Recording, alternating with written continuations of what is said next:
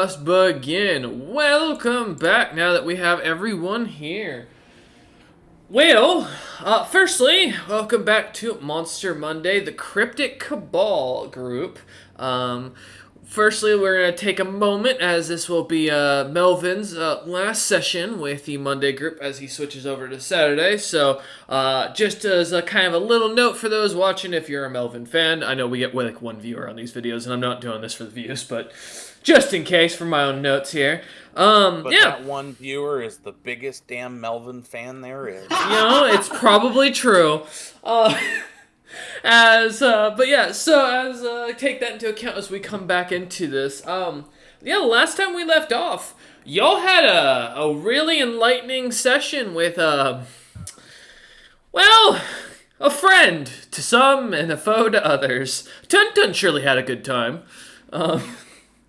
But last time we left off, the party had managed to, after sieging the armory and managing to take it out, as well as walking away with a good chunk of loot that they had managed to get before burning the building down, had decided to join in with the sacking of the castle as Neff himself had called for reinforcements.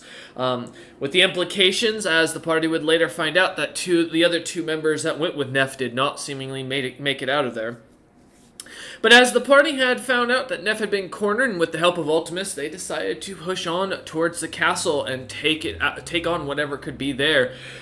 And with the expectation of mostly stalling for time against what they would find out would be an aboleth inside the castle itself, as bombs were being set up to explode amongst the castle towers, hopefully causing the castle to come falling down and impaling the creature, in hopes that Monday the Cryptic Cabal could escape.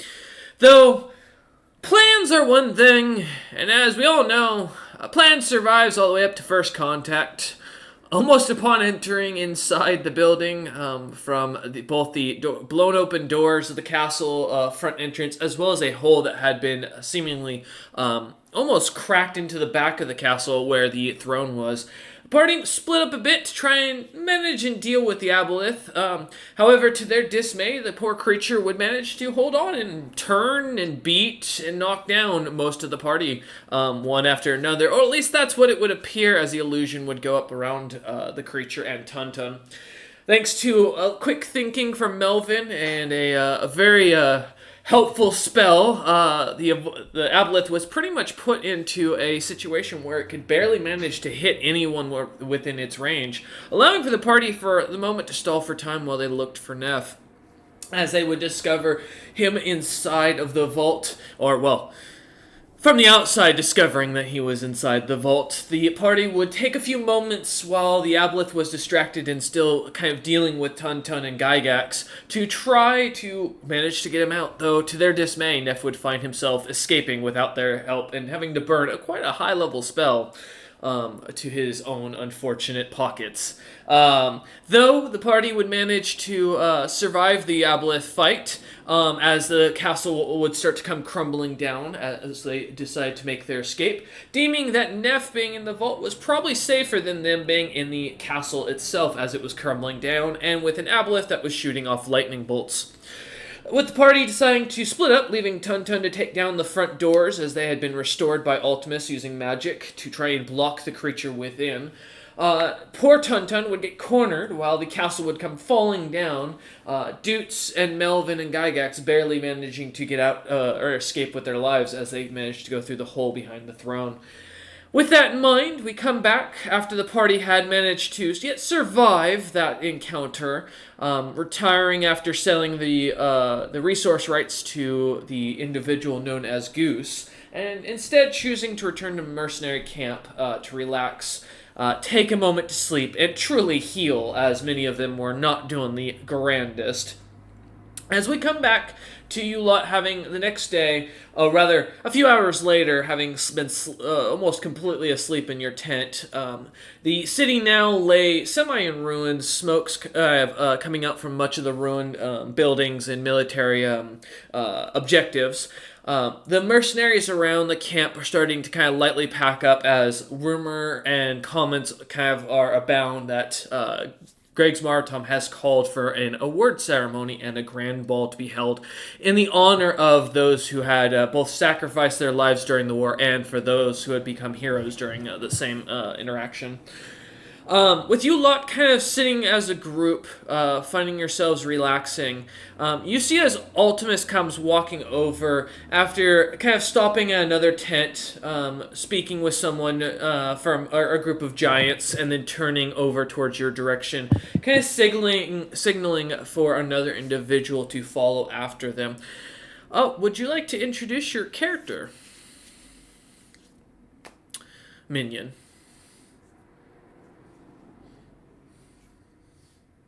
You are on mute, just as a heads up. Yes, that would explain why I'm talking into the void. Minion's just a little shy. And like that, Minion is dead. Well, there are some things about the game world I'm not really sure about. So do we normally walk around in our base form, or do we normally like, hey, since some of us are shifters, we all look like humans to blend into a human army or something? Or does it matter? Funny thing about humans, they So, ain't exactly yeah. around yet. From your own perspective, and what you would know is that the group that you've been kind of brought into, this mercenary group, were a group of Rakshasa who have all been either somehow affected by a disease or are born with the disease of lycanthropy. Many of them being able to turn into basically what would be the equivalent of magical beasts that are foreign to their Rakshasa natural appearance.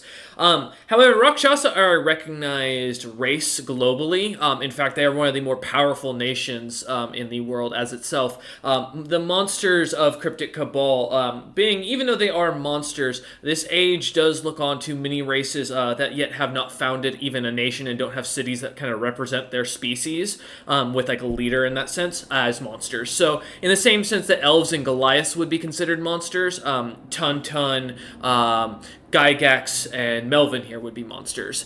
So the term is more loosely used, if you will. But to answer your question, so yes, it is common to see monsters, quote unquote, that are sentient and working for the world, kind of walking about in their normal form. Okay. I guess the only thing I would change is he looks small. So instead of a 6 foot plus Rakshasa, he looks like he's about 3 feet tall. And he's riding a riding dog because that is the bulk of his wealth. And that is why he signed on for a job, because he's broke. That and he kind of wants to live because apparently bad things are happening. So figure there's a chance for survival with a standing party of competent individuals. At least that's what he's thinking. Learn from the professional. Yeah, learn from the professional, and everything will be fine. As you kind of thinking this, walking over, Ultimus is one of the commanding members of the mercenary company that kind of led the siege and the attack on the main city. So she's a pretty well-respected individual, though you've heard rumors around the camp about her kind of crazy, explosive habits. As in, like, she actually enjoys exploding things like a crazy person. As she kind of shows you over, we're going to go top down for each of the players to kind of introduce and say what they look like as they introduce themselves. Starting with Doots. Alright, let me pull up his sheet. And my mouse is not working. You don't know how to describe your character? Incredible. No, story. I know. No, I know how to describe him. I just like to know the exact decimals of height. So Thank you. Doots has to pull out like a sheet that has his like basic information about himself that he can tell you for reference. Yeah, he's about to read off his social security number, his All credit right. card information. So, my credit card information is 2. My social security number happens to also be 2. Standing at 6 feet tall, Doots Conwin appears to be a pale elf with black void for eyes with white glowing irises. Most of the time, facial, he is emotionless. Wearing winter clothing, has a golden scarf around his neck, if I remember correctly, it was a scarf. And on his side is his lute, which is stylized to look more like that of a electric guitar. Sorry, I was swallowing while breathing. It was not working out. This is your party leader, by the way, Doots. Yeah. He is your bard of the party, who is, as the notoriety about him goes around, he has been, as of recent, most responsible around the cities for leading the charge against the necromancers that have been being spotted throughout Greg's Martom's city, and is kind of the head honcho to the rest of this group known as the Cryptic Cabal, as he kind of introduces himself. Alright, going next is Tuntun. All right, so Tuntun is a 6 foot tall, 6 foot wide, and 6 foot from snout to the tip of his tail, Zoroton. But for those who don't know what that is, he is an incredibly large fuck-off turtle. Modeled looks-wise after the alligator snapping turtle. After doing especially after he's now recently grown, his weight now comes out to a little bit over 13,000 pounds. So he's a hefty boyo, nonetheless.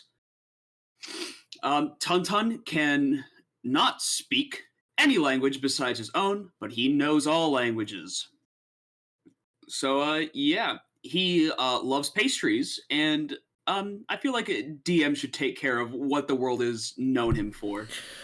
Yeah, so Tuntun is more known currently as a dragon turtle, and many rumors are abound that he can breathe fire at will. And is also, there are rumors of that he will literally eat anything, and has eaten just about anything, including all the way down to troll pieces, the same pieces that are known to regenerate. Because this has become very important to his lore. Gygax. Oh yeah. You are Entire debacle. It was. Also, someone may have passed that on. Go ahead, Gygax. Gygax, now an arcane mimic, is on the very large size, takes up quite a bit of room, weighs 1,000 pounds, looks like the largest treasure chest you've ever seen, on 51 legs. Brown and gray coloring with a blue glow. Eyes are yellow. Learner of languages, collector of things, eater of anything, unfortunately. And a sneaky little bastard, even though I'm not that little anymore. Yeah. That'd be me. Yes. So Gygax is specifically at this point more commonly known as the mimic of the Illithid. There's not much that many people are catching on to his notoriety as of yet. Though there is rumors that many of the mercenaries look onto Gygax as a threat. So there's a bit more spin on it going on around the camp that Gygax is a hunter of all that are like soldiers, those who are capable in battle. And that seems to kind of be a growing sentiment amongst many of the mercenaries. Yes, Gygax also hates spiders. However, that hasn't hit the world fully yet. And then lastly, the player you will be coming to take the place of, as far as numbers wise, would you like to introduce yourself, Melvin? Hello, I am Melvin, short for Melvin the Misunderstood. I am about a 2 foot in diameter ball. I am a beholder, but unlike most beholders, rather than a big toothy grin mouth, I have almost like a squid-like beak, and there are tentacles coming off from underneath me, rather than eye stalks coming off the top. Oh, and I'm like a purplish pink color.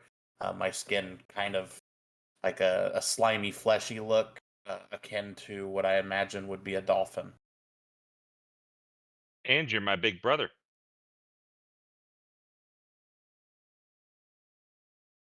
All right. Okay. As you hear, as Melvin kind of looks on to you, Melvin, being a beholder in his own right, is pretty well known. The recent news and many people hearing about the fall of the two massive beholders that had taken up positions as major influences in the world have just recently fallen, giving the new rise to many people seem to see the beholders more now as kind of expensive and exotic pets. In a sense, due to the lacking of true notoriety behind the creatures that had fallen, not really showing to much of the public that they could put up much of a fight, as the many of the world leaders would put it. So as you kind of see this lot surrounding the table in the small tent, pillows kind of laid out, Ultimus just looks at you and goes, as this female Rakshasa with these brilliant green or purple eyes, she kind of smiles, very heavy black fur, and goes, they took out the armory and managed to single-handedly take on an Aboleth mage. It may look like they're not competent, but you'll do well with them. If it wasn't for them, I don't think Neff would have survived the encounter. Yeah, totally killed it. Okay, pleased to meet y'all. So he, Rakshasa, of course, if you're not familiar with the anthropomorphic cat, typically tigers, but I made mine a little different and said he was a snow leopard, so he's got like white fur. Other than that, though, basically looks like a typical humanoid with a cat head and tail and claws, although the claws are manipulative, so I'm not sure how that really works, but somehow. Reminds me of we actually have something similar to what actually that is. Yeah. As you kind of stand there looking at them, the Ultimus kind of looks back to the rest of the Cryptic Cabal and goes, "So, Neff has said this is your responsibility now. Zebril doesn't seem to be bothered by the idea. Good luck. He hasn't been explaining the deal you all have with Zebril, and Ultimus kind of just looks down towards you, Minion, and goes, it'll be better if they explain it," and just kind of turns and starts to walk away.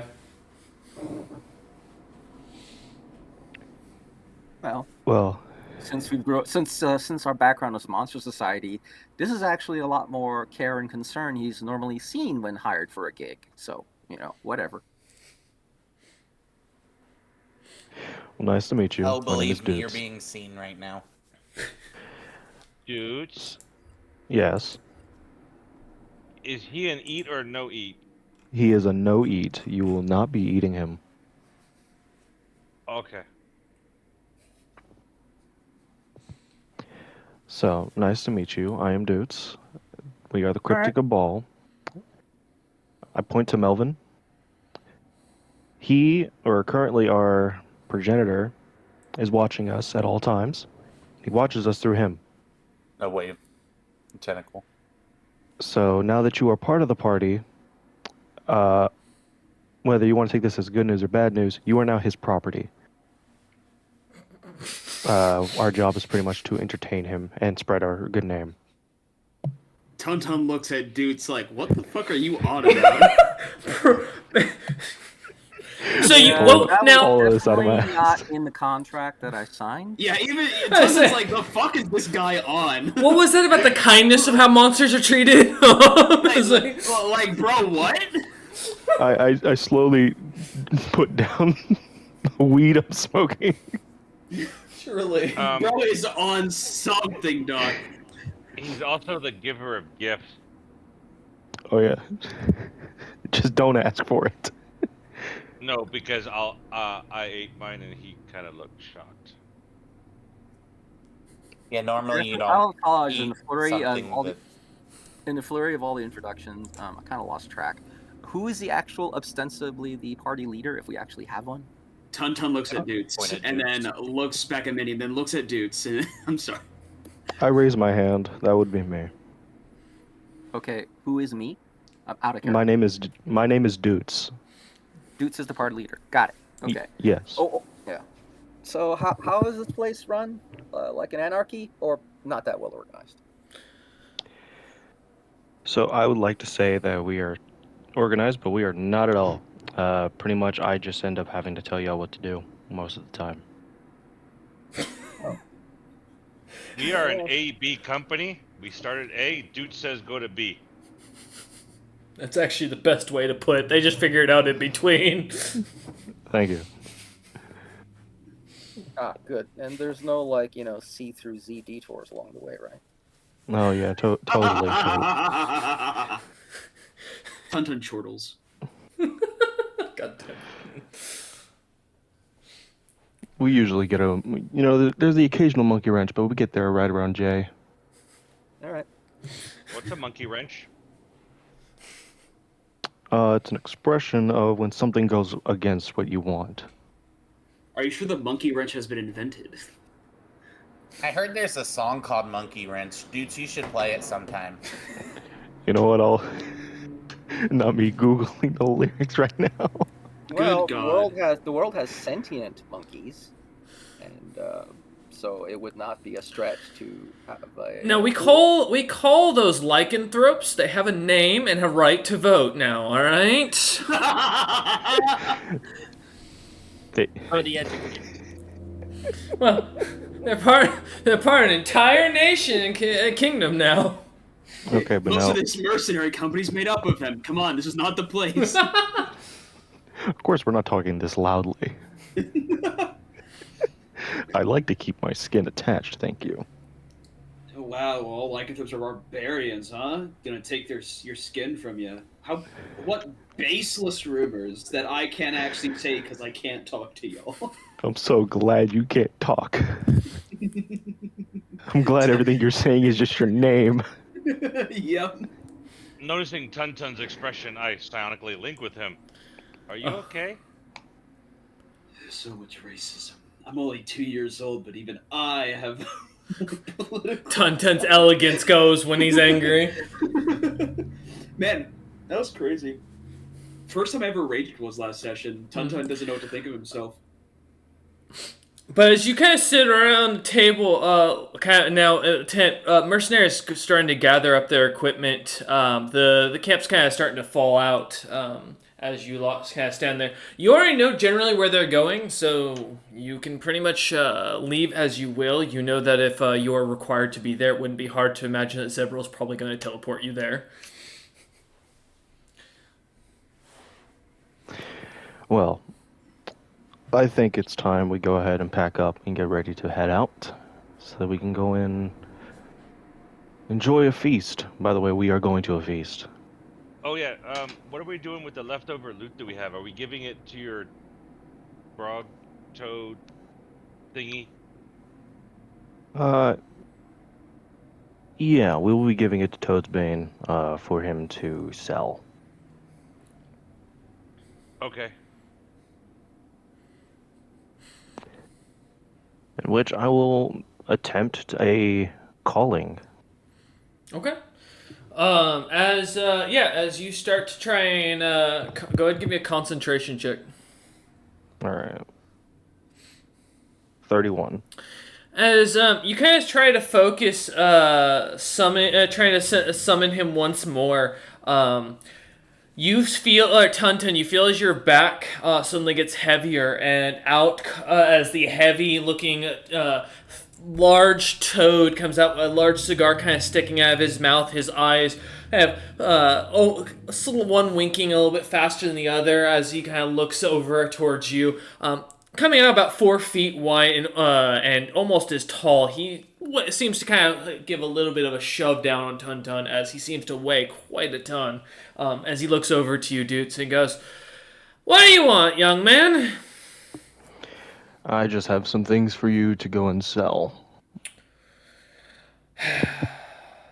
Do I look like a damn errand boy to you? Was that not your job with my mother? You're an asshole, and I will remember this. Kind of looks, just glares at you, and just goes, "All right, what am I taking?" You're taking the Divine Scrolls, the Potion of Magic Fang, the Oil Magic Weapon, the Potion of Reduced... Yeah, just give me the bag. Give him the list. I gave him the list and I handed him the bag. He kind of looks at it and goes, "Anything else, sire?" As he bows his head slightly.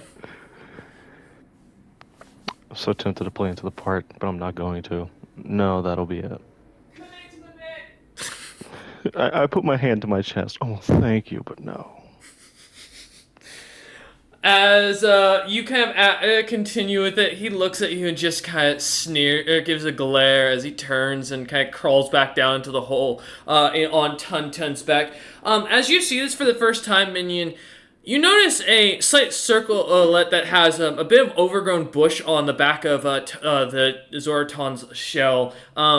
The slight glimmer of blue every once in a while. At first, it looks like it might be just the pattern, the coloration. It doesn't take much to realize that's solid mithril on this individual's shell. The little bits of rooted plant kind of growing out of it seem to kind of circle around something at the top. And as you watch this creature pulling itself out, it doesn't take too much to realize. It seems to go to another plane of existence. Your party members got into some wild crap before you showed up. We know a thing or two because we've seen a thing or two. Oh, yeah. I say, if you're talking, I don't hear you, so...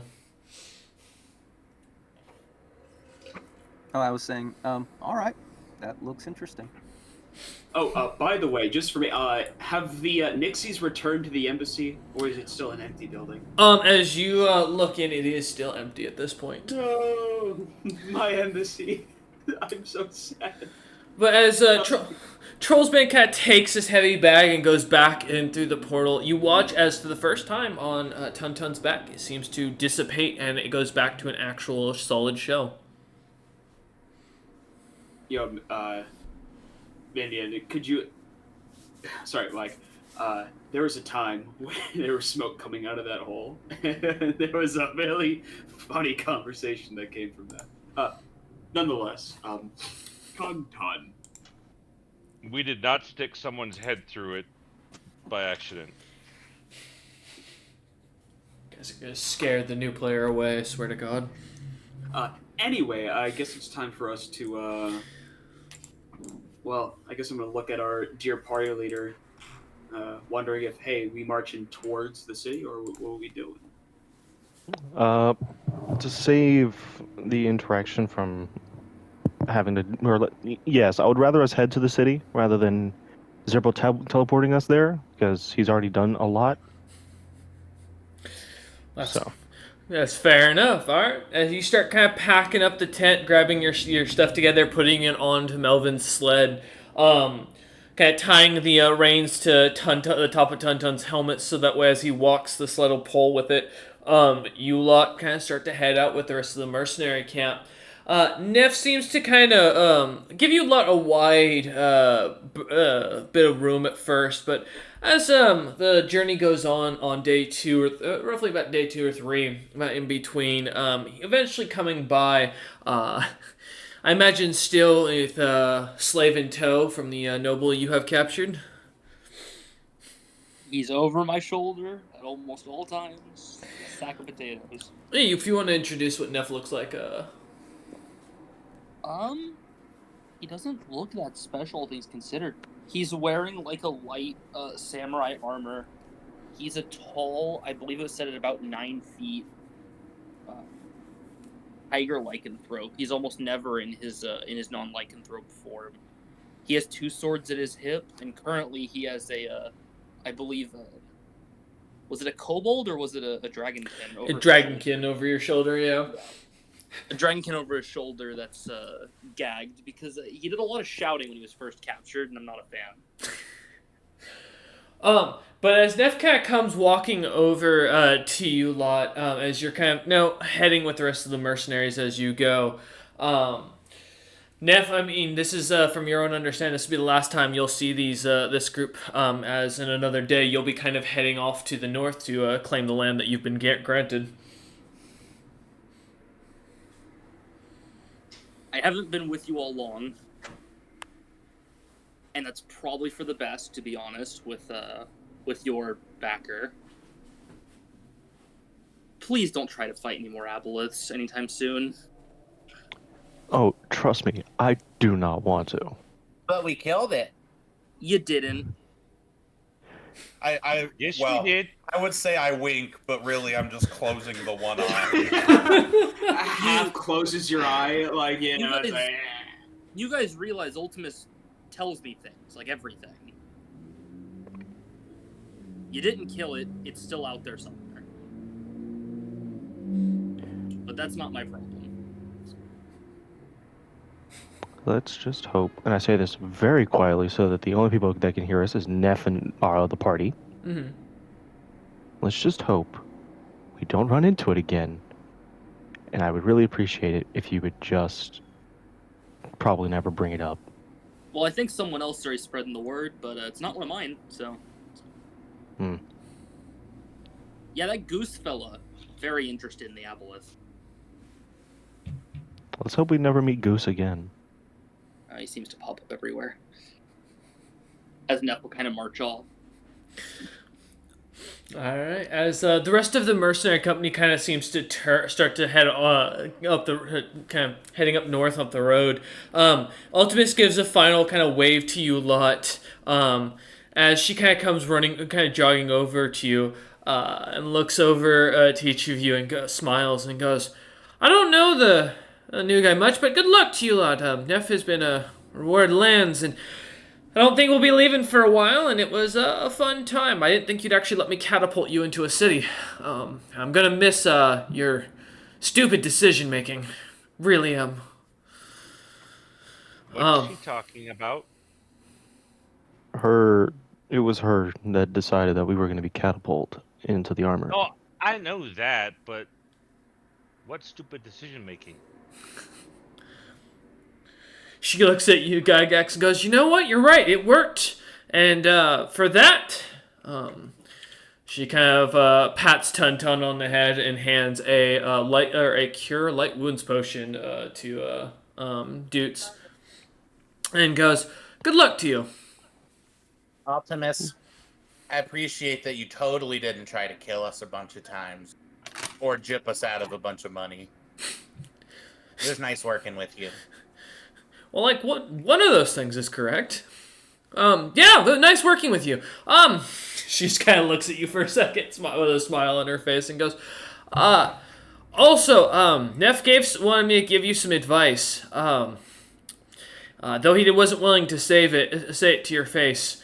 The aboleth, they don't seem to they don't forget faces. Remember that. All right. She just gives a kind of a wink and then turns and starts walking off towards the rest of the company as they're heading up, continue heading up north. Over the next 3 days, as you lot kind of as a group are heading to town, is there anything you want to do as you're kind of passing pretty much as all open country? I'll keep an eye out for any, I want to say, abandoned structures that may have something still within it. We already told the Toad guy about the buried armor, right? We told him about that last session? Yes. Yes. Alright. Alright. Go ahead and give me a search check, dudes. Anyone else have anything? Just out of curiosity. How long is it between the, from where we were to where we're going? About 3 days worth of travel. No, alright then. 17, okay. I'll take silence as a no. I imagine Melvin is just focused on dragging his sled, honestly. Yep, fair enough. With you lot kind of continuing through then, as Dutes kind of looks about for abandoned buildings, noting them on the map as you go. Much of the small villages that were in the way of the armies, most of them look to be burned down that were popping up. Nothing that looks to be like abandoned ruins or any such anything of interest as you kind of go through. I mean, you could try Gygax. You know, you never know until someone spots you. If you want to do a move silently and hide. Or, yeah. Okay. If you're trying to stealth alongside the party.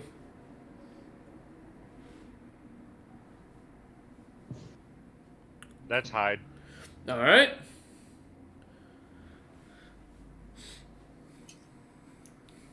Let's move silently.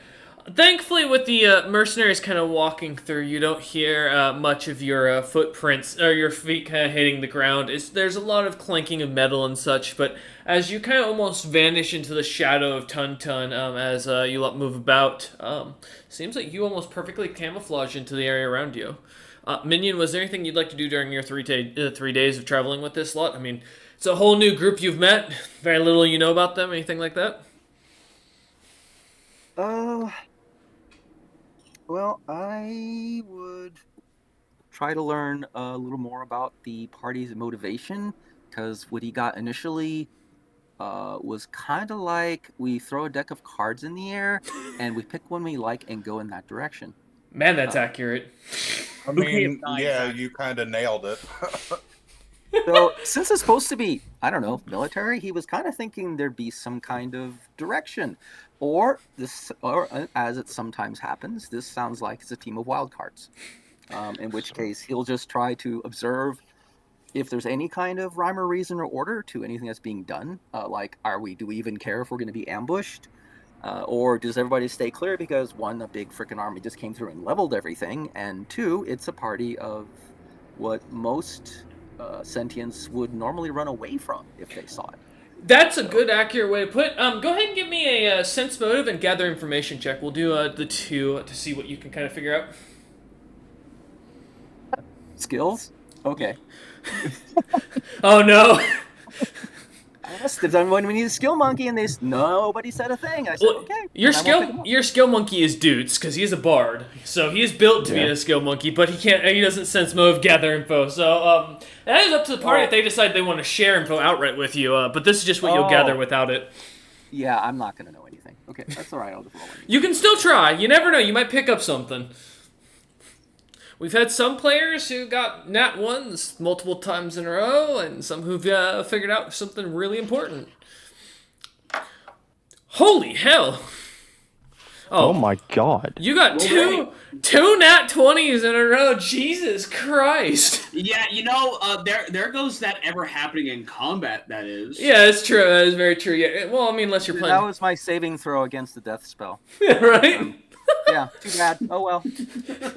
We're gonna come back 5 levels later, and this is gonna come up as like, why did this not come now at this point? First session. Everything. Yeah. There are no secrets now.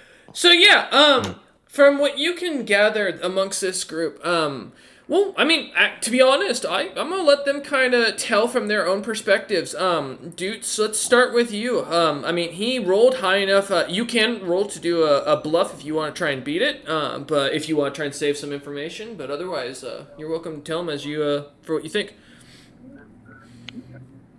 I'm not. I'm not looking for life stories, but basically, like, what's your basic motivation? Like, I like to eat. Or I want to kill things, or I like setting things on fire, or I want to die rich, fat, and happy with the most toys. That's basically it. I'm trying to see if I can count on anyone, like, back to back in battle, or is it very much every man for himself, which is okay. I just need to know ahead of time. Okay. Actually, with that, I'll actually answer that then. Kind of going through those who want to try and roll a bluff to try and avoid giving information. Send me your bluff rolls as PMs, and as I answer. I got Tun Tun's answer. Okay, go ahead. Tun Tun. So yeah, from what you can gather, Dude seems to be somewhat the most reliable amongst the group, from what you can tell. The planner, if you will, the semi-mastermind, and kind of also the fall guy. He is the representative who's both been succeeded and lost amongst the group. That you can kind of pick up just by body language and how he kind of gives orders amongst the lot of them. As far as combat capability and individual goal, Dude would reveal that he's out trying to prove himself truly to his mother, and that's kind of where his goal ends. It's just kind of the story he develops. Fair enough. Tun Tun, well, he doesn't speak much. What you gather is he's the tank. It doesn't take much looking at the body, the largeness of him. He's really actually has a mithril shell. I mean, he's probably the strongest amongst them physically. He's good. Got it. Yeah, he also doesn't seem to be able to talk, but you can definitely tell he seems to be kind of the main center of that. He also, from what you can gather, is simple-minded and is very interested in food, as the eclairs, the sweet donuts and other such pastries you can kind of smell emanating off of him. Simply put, he is definitely motivated by food. Gygax, let me see. As Gygax, for him, it seems to be that his motivation starts with Melvin as his main focus. That is the first and foremost of the reason why he's here. Otherwise, it seems that he is pure curiosity. He is like a child who has basically been given a full sandbox of a world to discover, and everything is to be discovered. Beyond that, you'd gather that he's also very interested in mimic research. Lastly, of the lot, Melvin seems to be the most unique, as he seems the most unreliable. Immediately, that you're able to tell from some of the stories amongst them. In the fact that he is not afraid to run from a fight, even if it means his party's death.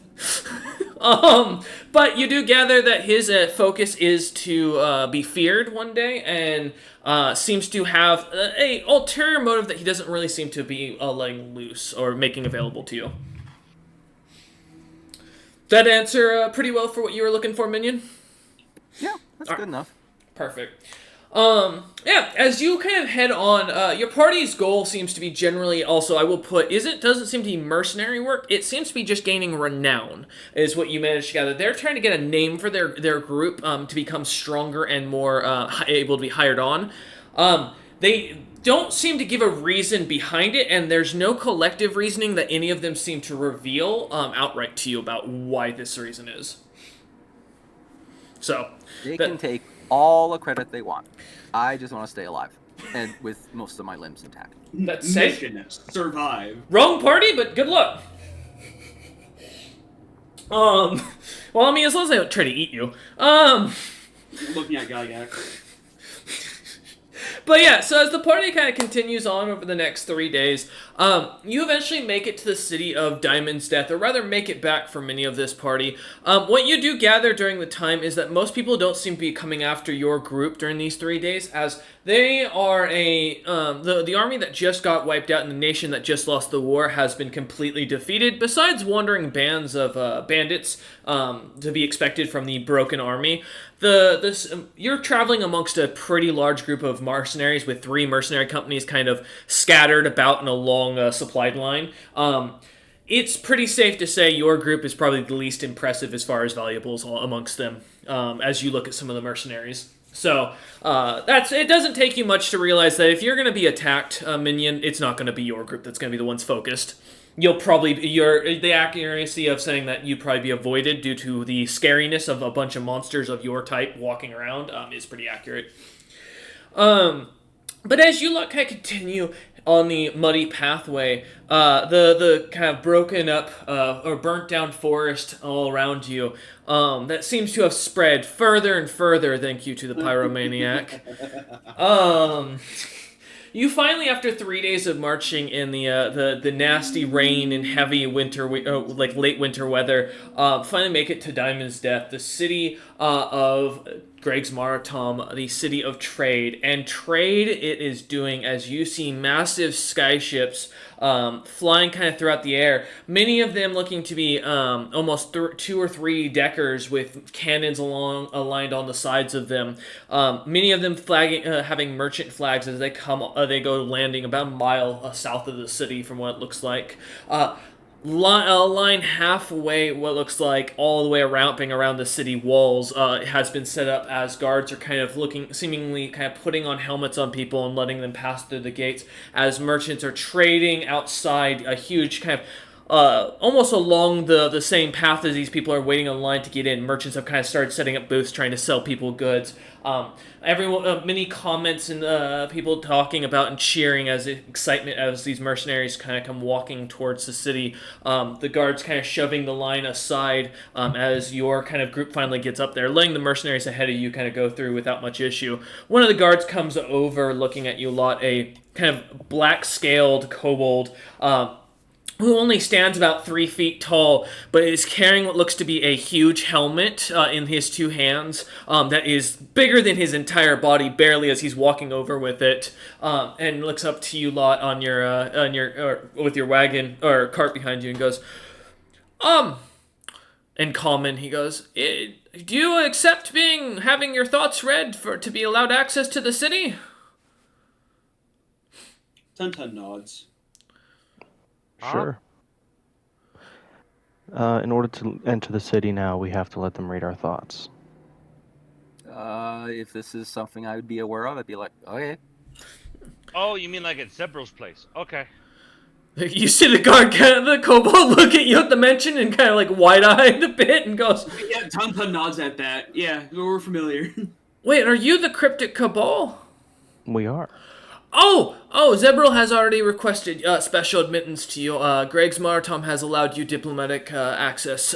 You're welcome to the city without having to go through the search, as we know you will not cause any issues, as, Greg's Martom declared your backer would be paying for anything.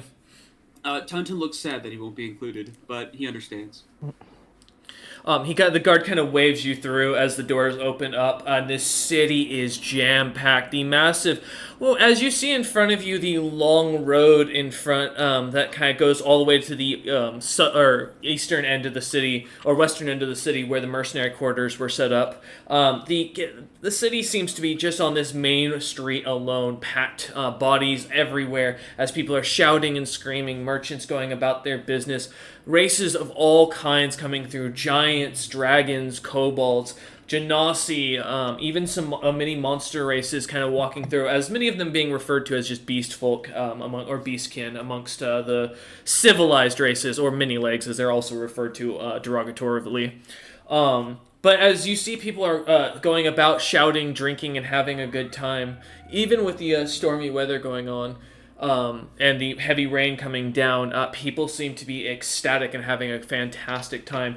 As you look off to the side, you do see as a couple of people kind of seem to be standing there. One of them, a very large-looking individual that looks to be a frost giant, kind of stands there with his many arms, or with his two white arms just barely out of the sleeves, a very hefty eye patch covering one eye, and his what looks to be, I believe, was a dragonkin is what Yaki was disguising as? Yeah, I believe he's like a golden skilled dragon. As these two kind of stand off to the side buying things, you see a few other people kind of similar of these appearances, these giant-like figures kind of walking about. A small dwarf with a long white beard kind of come walking over and talking to the frost giant that you see.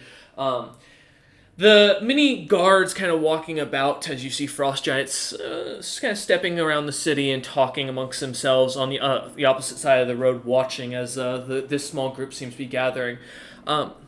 Dudes, I assume you're kind of the one driving and kind of directing the cart, or the group. Are you going to be stopping by to say hi to these or to talk to these individuals, as you recognize the just individuals being so unique that they might be of importance? I don't think you've met Utham yet. You know what? Even if I knew, or without even player knowledge, I would like to introduce myself to these people, as while, yeah, it is very rare to see frost giants, especially somewhere here, as far as I would be concerned. You know, with the name Blue and Frost, I would assume colder climate. Who knows? Cyst. Tun, you can't talk. I'm about to make turtle soup. Gotta hand I'd like to his see you AC. try. But yes, because if on the off chance that they can be allies, they will hopefully prove useful at some point. If not, can serve as a body to throw at a wall. Yeah, as you kind of turn to the side, I will say, Melvin, you are almost immediately informed in your head as you hear a message come across that is Regan Utham himself, a close ally to Zebril, and an individual that you personally should not be bothering with, Melvin, though he does not give instructions to the rest of your group. I will kind of stray back then. Okay. As Dude's Tun, and I assume Gygax kind of seeing Melvin kind of falling back with him already still being kind of stealthy would be kind of falling back as well. Gygax? Yeah, I step back. Okay. Stay with Melvin. Okay. I would link with Dukes though and just be like, I'm gonna sit this one out. Can I ask why? I'm gonna stick with Dudes. Okay. I mean, you can ask, but I'm sure if you thought about it, you'd know. Well, I don't know who this individual is, so yes, why are you sneaking back? Do you not want to talk to them? I was instructed not to. All right, then. I will stop the cart and try to be as kind as possible. Yeah, as you kind of jump off, Tun kind of hanging off the bridle off his helmet as he shakes it off to follow after you. Minion, do you stay with the cart and the beholder and the stealth mimic, or are you gonna go? To park the sled with the cart though. Okay. Oh, are you gonna stick with Tun the turtle and Doots the party leader?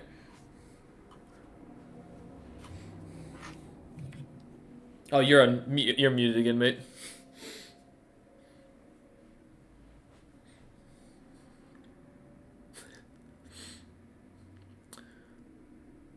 Give it a second. Minion is dead.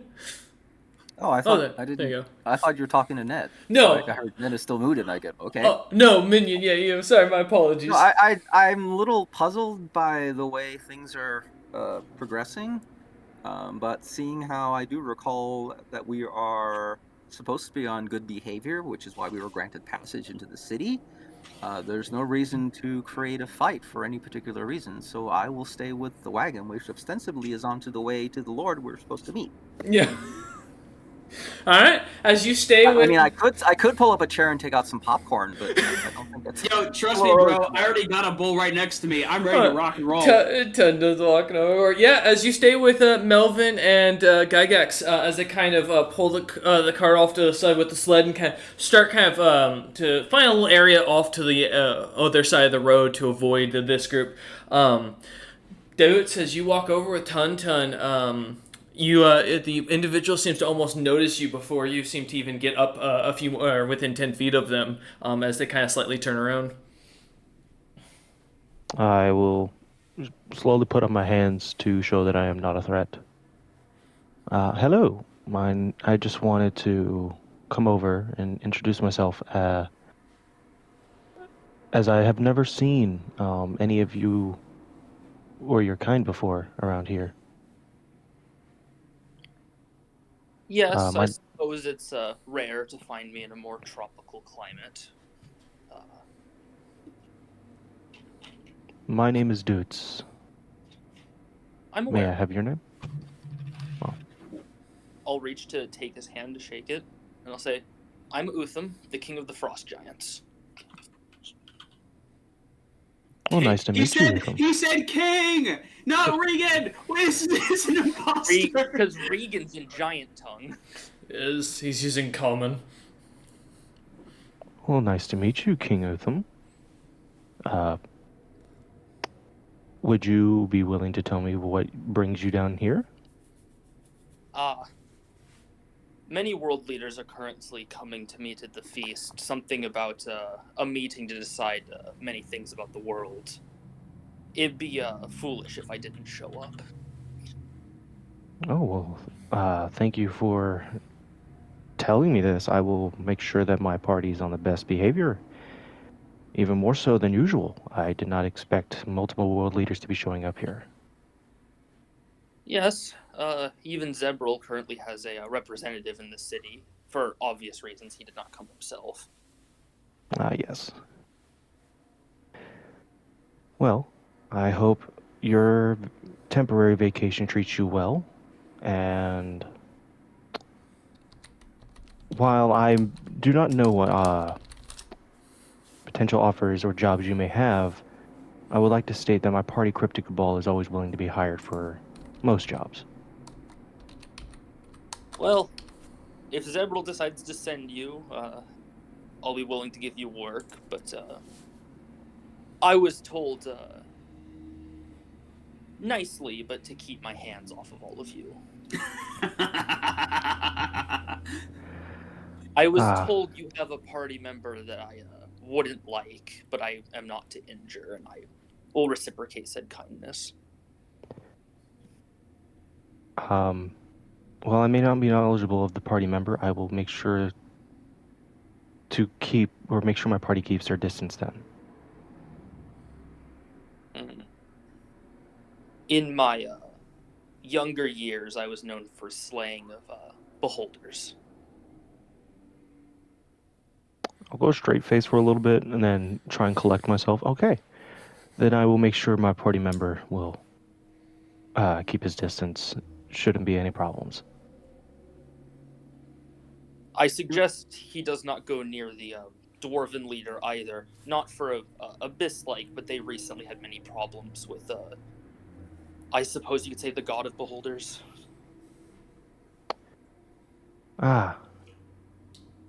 Okay. Thank you again. This has been very insightful. We'll just nod. Do any of them look uncomfortable in the weather? Utham surprisingly is wearing what you would equate to summer clothing, as it's like shorts and like a finer version of shorts and a t-shirt in a sense. The Ultimate Hawaiian shirt, Len? Yeah, as this winter, though it is like at the end of the winter here, it's quite warm still, as this is more like a tropical territory. So you're looking at like it's around 40s as far as weather goes, with the rain coming down. Giving Utham, who is much more used to let's say a lower temperature, pretty much a nice summer vacation. The rest of the group that's with him, though, does look to be slightly uncomfortable, but not due to clothing. More of the guards seem to be kind of eyeing and looking towards your party as you kind of stand around this cart and slide. Many of them seemingly eyeing up Melvin. Oh, okay.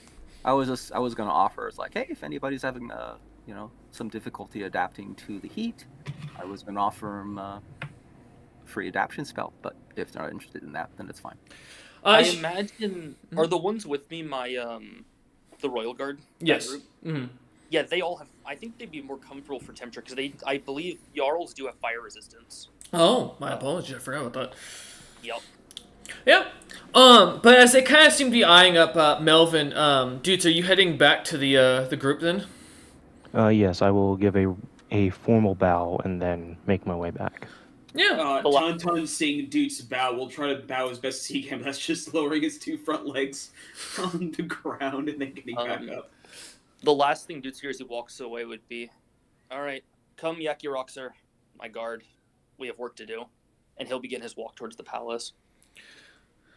As they kind of start heading in the same general direction as you lot know you're going to be, the town is still bustling with merchants and people are kind of moving about left and right. You guys don't know how soon you're needed at the castle itself for this feast, this ball that's supposedly being held in your honor. But you assume the sooner the better. Well, it would be prudent to check in first thing to find out what's what. Mm-hmm. All right. Once I get back to the carriage, I will make sure we get there. Okay. As you kind of start heading on, the city takes another hour of traversing as you manage to get to the major T-junction of the city, and instead of continuing on west to the other gate to the mercenary quarters, kind of turning instead towards the north, you start heading up towards the castle itself and the palace, as well as the many bard schools.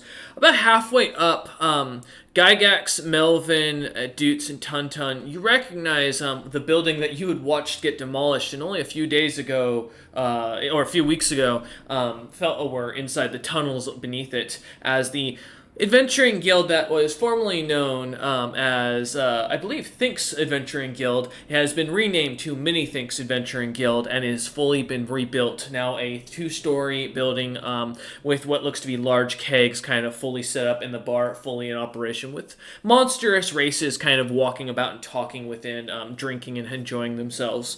Also across from there, Garden's Grace, you do see, has a sign that reads "Under New Management," as a what looks to be a almost ice white dragonkin is standing, or kind of standing in there, talking to a couple of customers, chatting about something or other as they do kind of look over the quest board, as well as look about for another individual, kind of as they seem to be searching for someone. But as you kind of continue passing by. Yeah, that was it. Mini thinks that was it. Yeah, thank you. The new name is, yeah, here, I'll post it for you. As you kind of pass it by, though, continuing forward towards the palace itself, after the hour travel, finally getting to the gates, the kobolds at the gate kind of seeing you lot still standing guard, ushering in other carts in front of you with what look to be unique individuals, as you see, and I have a list. Don't worry, I promise I'm not going through the whole list. You see multiple dragonkin kind of walking in, many of them standing 20, 30 feet tall, varying in colors and shapes and sizes, though immediately recognizing one of them to be Movasi himself, the Dragon King, or rather more correctly termed Dragon Emperor, if you will. As well as recognizing the pixie individual who kind of comes floating over to you lot as their carriage kind of comes to a stop at the gate. The kobold's talking to the driver, kind of gets out looking to you lot and introduces themselves as, well, this one introduces themselves, I should say, as a Lithra. Am I pronouncing that right, Zebril? I'm going to assume yes. You're on mute. As they kind of get out and kind of float over to you, Doots, you hear as the individual kind of looks. Yes, okay. Good idea. Getting a refill, BRB. No worries. As you see the individual kind of as in this pixie-like form, let me grab the picture real quick if I can from the image, because I think it does a better job of describing what she looks like. There it is. As you see this white-haired individual with these mini red horns kind of sticking out, rose red wings, and looks to be only a few inches, or about a little over a foot tall, if I remember correctly, as they kind of come fluttering over, introducing themselves and smiling. You also happen to notice that as they do so, Doots, you hear in your head suddenly as Zebril's voice connects, and he, as you are told that your next mission will be in in Seji's lands. You will be taking part in the incoming war, as well as the many missions that have been set up in the lands. I will nod and say okay. As they kind of Seji's lands. pull away, getting back into their cart, they just kind of look at you, Minion, for a moment and kind of give a slight crooked smile that doesn't look natural as the body kind of manipulates itself in almost a strange way, as if it's trying to individually move its lip muscles, though seemingly failing to. The pixie kind of climbs back into the car or the carriage and heads inside once the guards are done talking. As you finally come up in line, though, Dude's kind of driving this this cart with you. The kobold guard looks up at you and goes, excuse me, but who are you? Oh, I am Doots of Cryptic Cabal. You have I apologize, but due to your monstrous appearances, and I imagine you get this a lot, I hope you understand, as we have to kind of have you stand into one of the waiting areas, with some of the world leaders not being too fanciful of you lot. What if Oh, I of can't course. stand? Okay, let me rephrase that. Your presence is requested to be in a different room from the world leaders. Fair enough. Tuntun looks sad that he doesn't get to be included with everybody else. Food will be provided to you on as a buffet style. We'll have it brought in so you can make up plates. And once you're called for the award ceremony, we'll bring you out. Tuntun is knowing that he is going to have a buffet style food. He is perfectly now okay. I understand. While it is unfortunate that some of them may feel a certain type of way about our kind, I will appreciate, or I will understand and commit to their wishes. We appreciate your understanding. Grigsmar, Tom himself has stated that while you're here, you're under his protection, but some of the Dragon Lords have made their disdain towards you noted. And given the current circumstances of our king and your individual employer, I don't think it would be a good time to put you within harm's reach. Yes. If you'll So any where's kind this of one? ushers to another kobold that with their black scales, they seem to kind of look over to your lot wearing simple cloth of what looks to be just simple cotton shirt with a bit of buttoning up into designed to kind of hold it together, and then a very nice leather jerkin over that. The individual kind of looks over towards you and then seems to, as they snap their fingers, turn into this beautiful elven male in the same similar outfit, but with now long black hair, very bright black eyes that seem to kind of almost look at you with a dead sense to them, like there's no one home as they kind of stare at you. The individual comes walking over and goes in almost in common. It goes, I am a member of the Tan clan. I will be, as a representative to you, our esteemed and honored guests. Would you please follow me? As he kind of takes a moment to kind of pause as he looks at each of you. A slight twitch of his eye as he kind of does so, as he kind of bows a little deeper to cover his face. Of course, and I will. Does he look Follow. annoyed or anything? Give me a sense motive. Sense motive. Cool. I'm getting that attorney shirt for Maya, by the way. Next goal. A 9. 9. The disdain was pretty hard to catch at first as he introduced himself, but the little tick on his face as he went to bow and look at each of you was enough to catch the look on his face to really, really read that. You see the slight irritation that he's talking to you. It's hard to tell why, but given your individual appearances, it doesn't take too much to realize that this individual probably does not like the fact that he's been lowered to serve you. What's his surface thoughts say? I can't believe my grandfather would force me to serve monsters, especially a fae-like creature who is obviously has no rights in these lands. You don't want to delve deeper with those surface thoughts, by the way. Tuntun's gonna give him a I'll just go with pastry You oh god. and then watch him, hoping he eats it in front of me. All right. And real quick, Melvin, are you gonna delve deeper into his thoughts? Nah. Nope. You sure? All right. I will just let dudes know, like, this guard doesn't like you very much. As you kind of say this, Tuntun kind of goes to usher a pastry towards the individual. They just kind of look at you, Tuntun, and just kind of shake their head no and kind of stand up for a moment. Sorry, dude, go ahead. So I'm just gonna do what I actually did to hearing that information.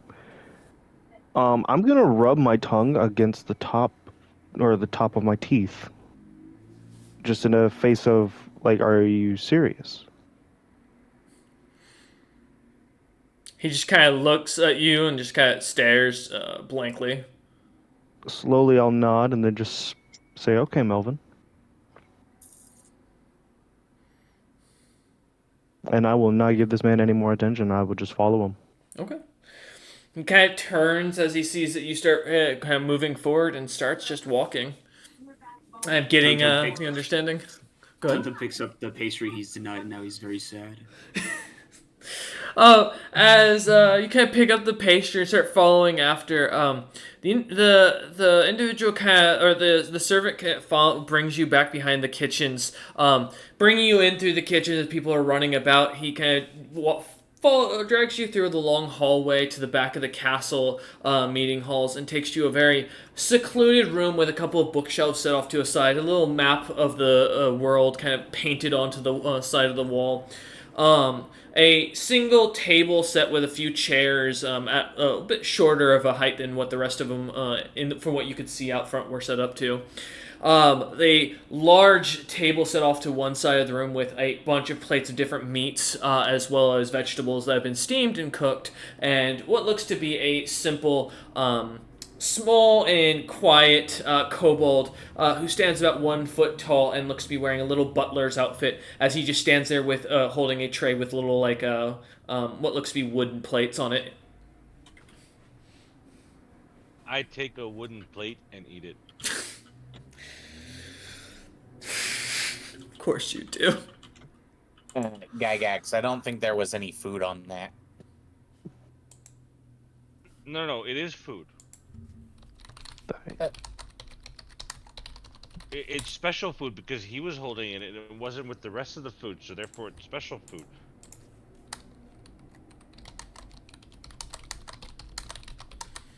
I feel If like you me say and so. Yeah, Toots and I just look at each other. All We're natural, both- it's got lots of fiber. It can't be bad. Tuntun seeing Gaiax eat a plate, now curious will also eat a plate. Oh no. No. Tuntun, no. You could try to stop me. I psionically link with Tuntun, seeing as he reaches for a plate. It's not sweet. It tastes good, but it's not sweet. Hearing that it tastes good, Tuntun will continue reaching for it. I will attempt to. I don't want to move the butler, but I also don't want to be associated with this. While they're distracted by eating the plates, can I go look at the buffet? Yeah, as you walk over to the buffet, the mini meats set aside, there seems to be some sort of bird-like creature, a kind of what looks to be a slightly almost a slightly see-through piece of chunks of bacon and ham, a what looks to be a darkened black piece of meat that just seems on a leg, though it smells familiar. You're not sure what this is. There seems to be plates of just nothing but corn and rice also set off to the side, as well as a couple of their mixed vegetables. The kobold does look completely terrified. The moment you walked in, you could see the color kind of leave his face, and he looks like pale, just staring there, trying not to move. Look back towards the kobold. Any of this got brains? I'm gonna roll a fortitude save. The kids go see if the kobold passes out. You watch as the kobold just falls backwards, passed out on the ground. Plates go clattering to the ground. Tray dropping. We found him like that. Tuntun's gonna nudge him a little bit. As you nudge him, you see a little bit of like his tongue kind of slightly slides out to the side. He's breathing. He just looks to be unconscious. Oh, okay. So what's on the buffet table? I'm curious.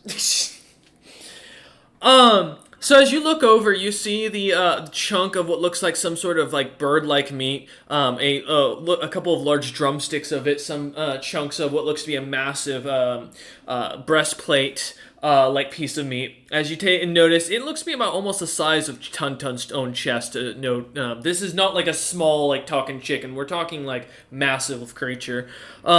Next to it, you see some a slightly translucent bacon and a ham that's been sliced and set aside. And then the fourth plate looks to be a black meat that looks to be kind of small, like almost small to medium in shape. A couple of drum sticks from it, and what looks to be a couple of ribs set aside. Nothing that, though it doesn't look familiar. As well as next to that, some corn or some chunks of corn, as well as rice set out. Booze. Does not seem any booze set out aside for you, as well as one last plate of what looks to be like a group of mixed vegetables from foreign lands. No sweets, all meat and vegetables. I find this buffet's lack of pastries disturbing.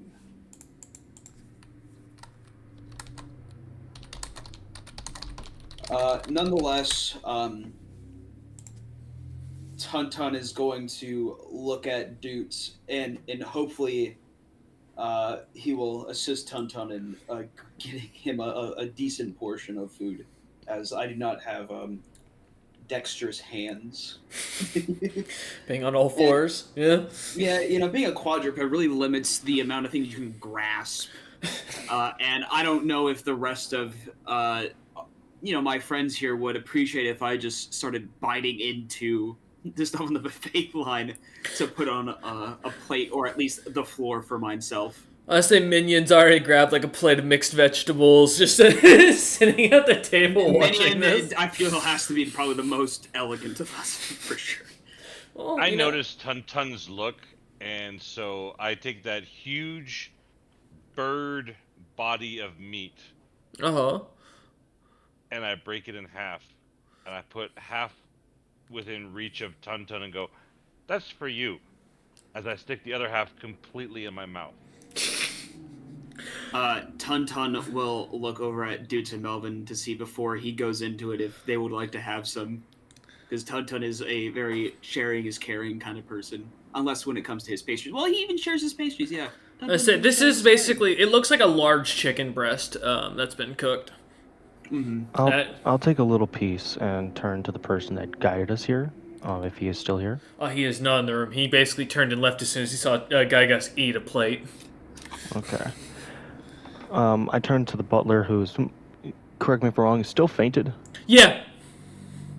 I'm gonna try and wake him up. Okay. Give me a heal check. Grab out some smelling salts. 16.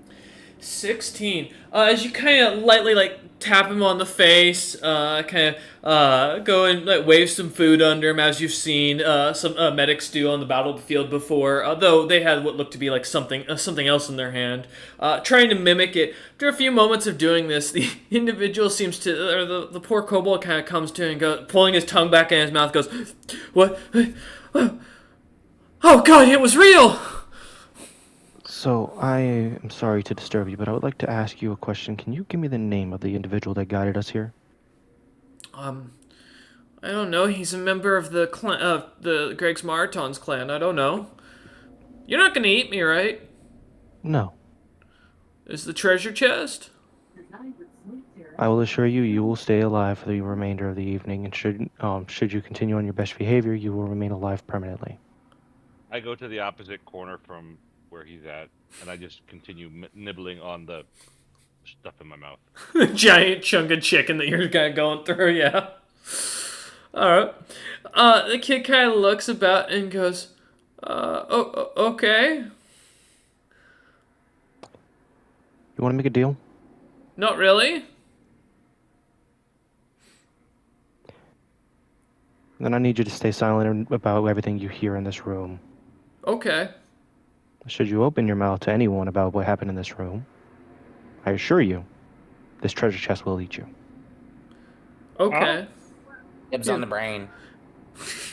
You see the kobold kind of looks to Gygax and looks to Melvin as he says that, and immediately, and we're gonna see how bad this goes. Passes out again. I've been rolling terrible all night, so you fucking me. Oh yeah, the kobold passes right back out at that mention. Perfect. I stand up and look to the party.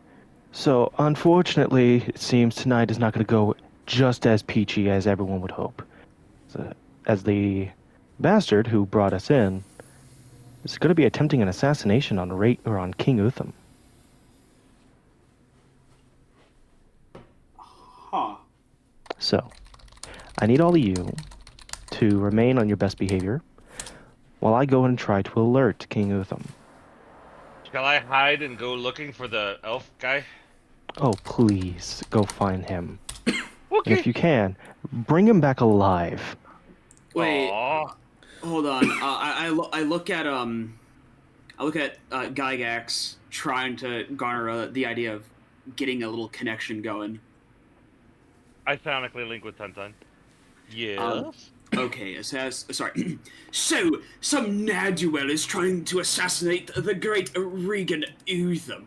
So, why don't we just have Melvin connect to Zebril and tell him of this information? Because Zebril will be right there. Would it not be better to have another world leader assist in this endeavor instead of doing this by our lonesome and potentially garnering more Oh. trouble than it's worth? Okay, I'll tell Doots. So I pass that on to Doots.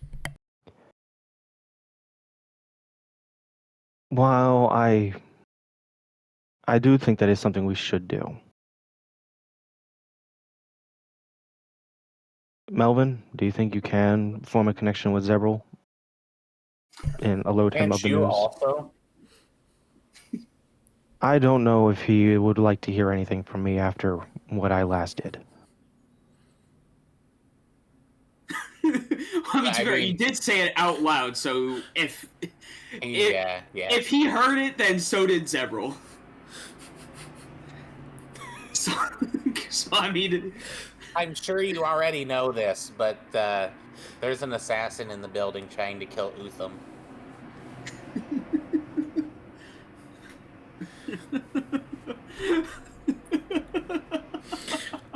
Alright, yeah. I will say, Zebril does actively keep a look into Melvin's view.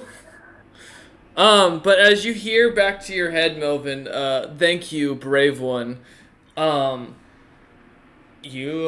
connection's cut once more as you find yourself what you think is alone. As Gygax suddenly kind of disappears into the corner. all right. So now our goal is to assassinate the assassin, right? I would rather him come alive because, according to him, someone paid him to do it. So I would like him to admit who was it. I mean, that's not me talking to you, of course. This is just this player. The good news is I'm saying this everyone player. knows what he looks like. So I am going to shape change into the little kobold before me, Okay. and I'm going to take his clothes. Alright.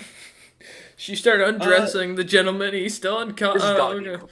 We're gonna see. I was about to ask because kobolds in this period of time are medium creatures, right? They're not like the small Man. ones that they are. Yeah. Oh, wow. Oh, they come in multiple shapes. Kobold is a generalized term for anything that isn't dragon but is born of a dragon egg. Additionally, so because the world is still so misunderstanding of how races work for the most part, and collective information is hard to come by. Yeah. The So understanding. you could see a 3-foot kobold. You could see like a 6'5" kobold. So, yeah. what's the size of this kobold? He is only a foot, as I mentioned. So. We could theoretically hide his body in my neck crevices. Yeah, I do feel bad. Minion is just watching and listening as you all doing this, as they're just eating or as he's just eating his vegetables sitting at the table. I mean, bro needs to figure out who he's working with, and I feel like observing what we're doing is the best way. Yeah. So. I'm so sorry. Yeah, I apologize that you have been brought into this. Yeah. We're gonna be if Tuntun's gonna try to scoot the unconscious body of the kobold into his neck crevices to hide said body. And since I did shape change, I am also his height, so unfortunately I'm a foot tall. Oh, if you want to bind him, bind his hands, feet, mouth, Okay. that might be beneficial. Let's see if I have any rope to do that. Oh, my favorite check, the one I rarely get to use rope. Yeah, Oh, I don't have any rope. Right? You have no rope? Oh. No. You got a bedroll, right? Oh, I got a bedroll. Swear to God, I will make you pick up craft sewing before I'm allowing that. You'll no. All right. So in order to word this perfectly, I'm going to put him in the bedroll, and I'm going to tuck him in and fold the bedroll in on him safely, and then nestle him as if he is a coddled child or infant into the neck folds. And then stuff something in his mouth so he can't say anything. All right. Give me a second. I gotta think about what the.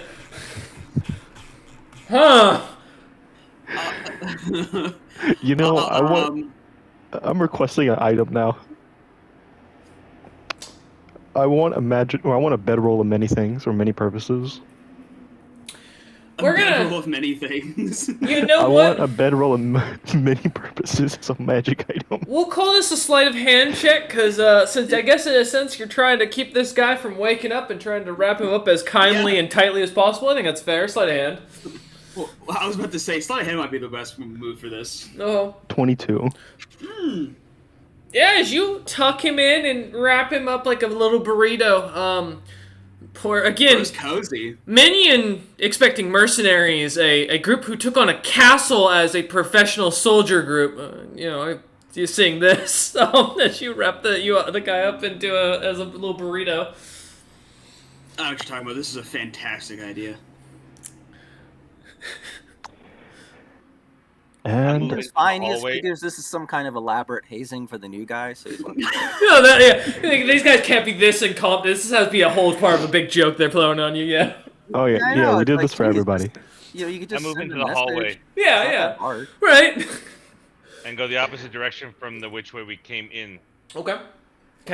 You start heading, finding yourself walking out into the hallway, heading towards what looks to be, and sounds to be, shouting, aggressive yelling in multiple languages, the call for the death of the first Papool, the call for the death of Greg's Maratom, someone calling Movalsi fat. Yes, that actually happened, by the way. Someone talking about an ugly bug. Yeah. Oh, yeah. Someone calling another individual an ugly bug, and that they don't have the right to stand as a world leader, and that their people are nothing better than cockroaches. I'm slightly paraphrasing here, but there's more to it. Yeah. Man, I wish Grandpa was here to see this. I mean, for all we know, he was. Right. Yeah. Dude. That's funny. So I will take a platter and I will put a bit of food on it. I'm gonna go with like a plate of hors d'oeuvres. Okay. And I'm gonna make my way to the room of shouting. All right. As you kind of head over, give me a perform check to see if you can manage. I assume you don't have. We'll just call this a general perform. All right. 12. It was a low roll. Okay.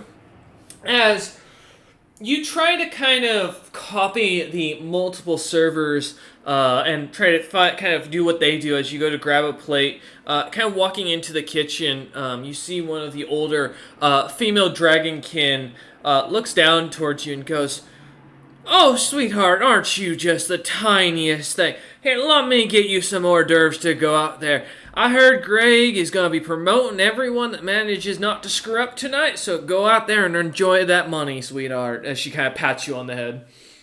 I will nod and give a big toothy smile. So you see her eyes kind of almost melt as she watches you walk away. Gygax, you're heading down the hallway as Dutes follows shortly after. Melvin and Tun. Where are you guys at? Yeah, Tonton has no idea what he's gonna do. Yeah, Melvin's just staying in the room. Yeah, Okay. Tonton and Melvin are just like, well, hey. As you watch them leave. Powerful people in the other room, some of which apparently don't like me. I ain't going nowhere. It's bad. I would like to make a connection with Melvin. Uh-huh. Should anyone enter the room that you do not recognize, please do alert me. I mean, I'm sure you'll be able to hear if so. All right. And then Minion, are you staying in with the Zaraton and Melvin the Beholder? I say you are on mute, just as a heads up.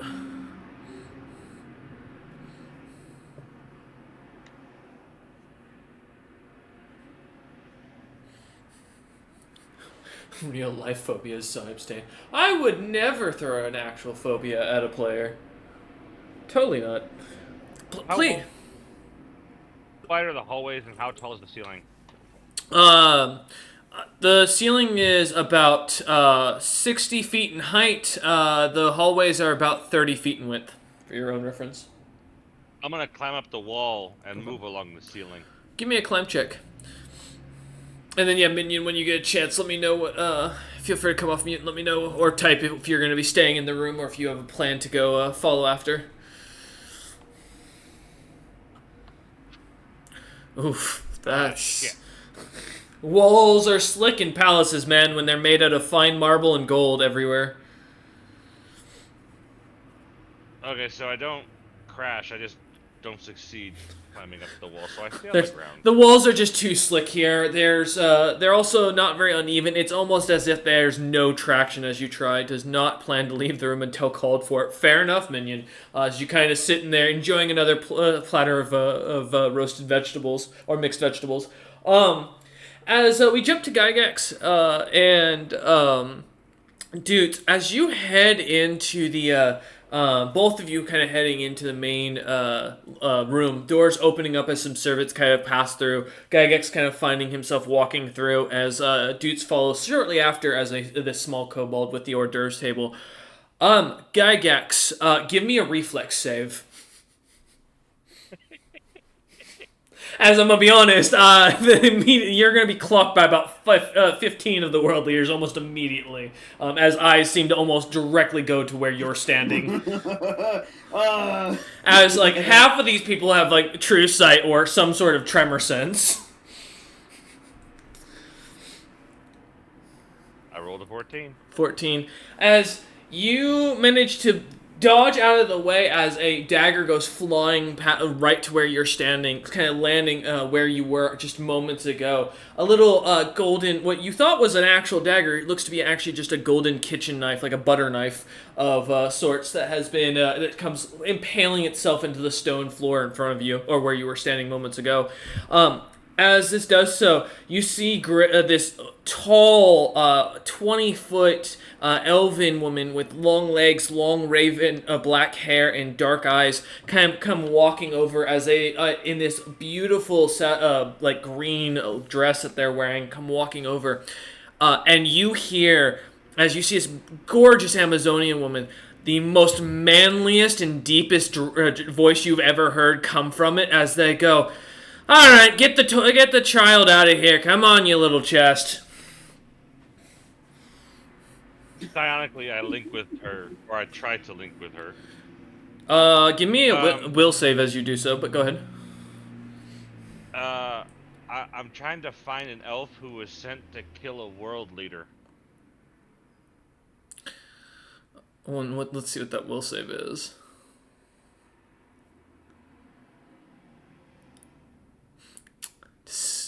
Oh, you you do not. You feel your body slightly almost overcome by the individual's beauty for a moment, even as you delve deeper into their mind. However, as you manage to resist it, as the creature's almost unnatural beauty kind of seems strange and almost like a danger to you, Gygax, your more animal-like instincts kick in, kind of causing you to focus a bit more, as this creature is definitely a predator of some sort trying to lure you in. Focusing your mind into the creatures more and telling them this, you hear the individual kind of speak out loud. "There's no elves that will be amongst my people here to assassinate anyone. Thank you very much, and I don't know who you are. Can you please come out of that shadow?"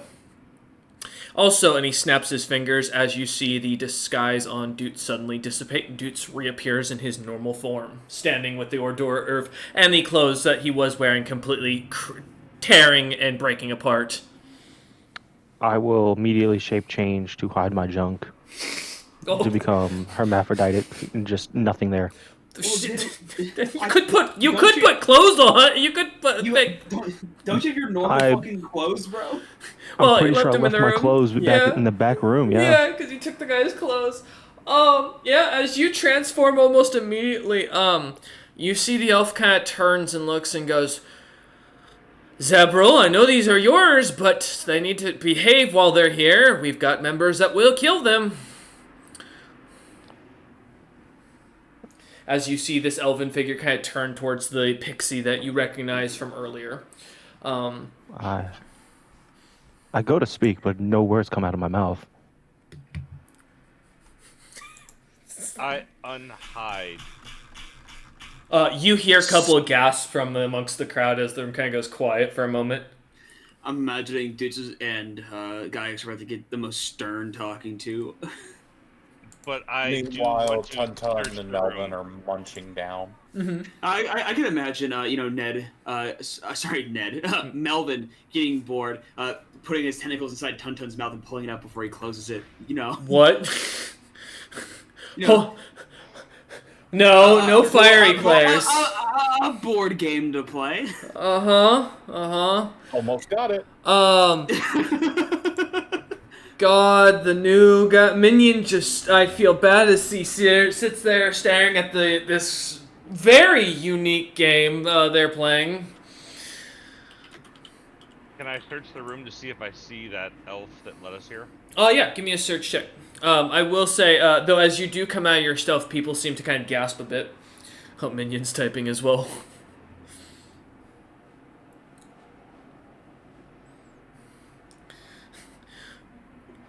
I rolled a 12. As you search about, you see multiple elves. Almost all of them look identical to the individual servant you had seen.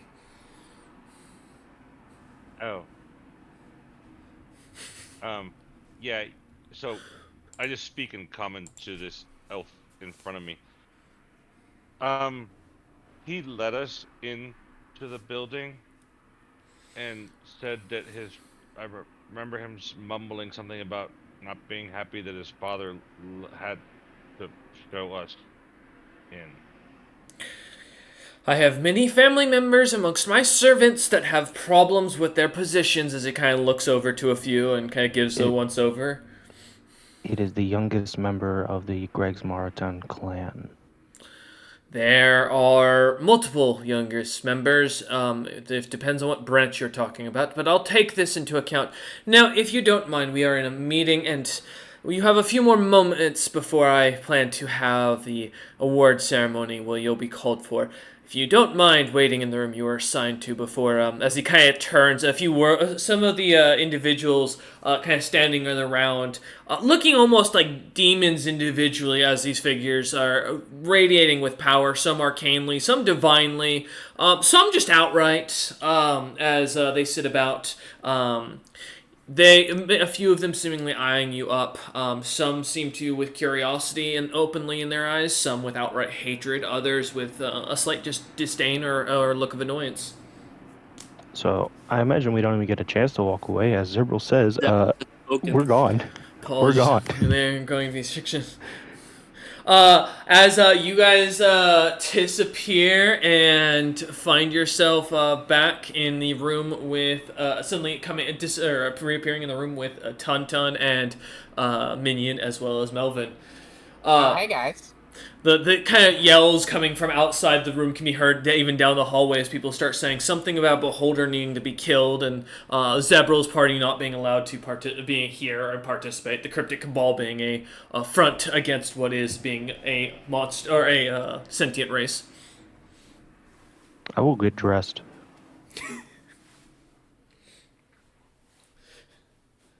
I go to the buffet table. Minion's kind of napping in his chair at this point. The dog kind of slightly sleeping, snoring a little bit at the bottom of the chair as they look to have found a chunk of meat on the floor that Tuntun did not manage to get a hold of.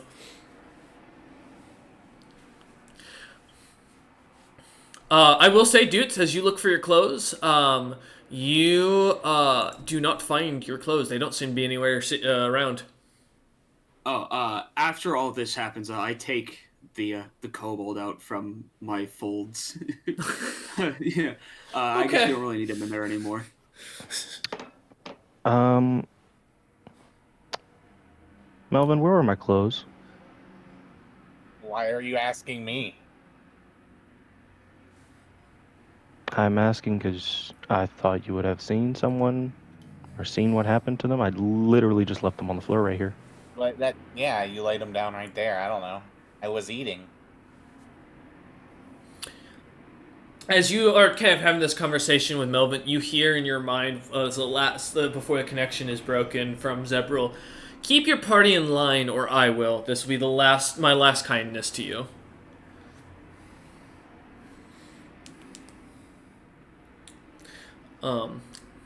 As Melvin kind of looks at you slightly innocently,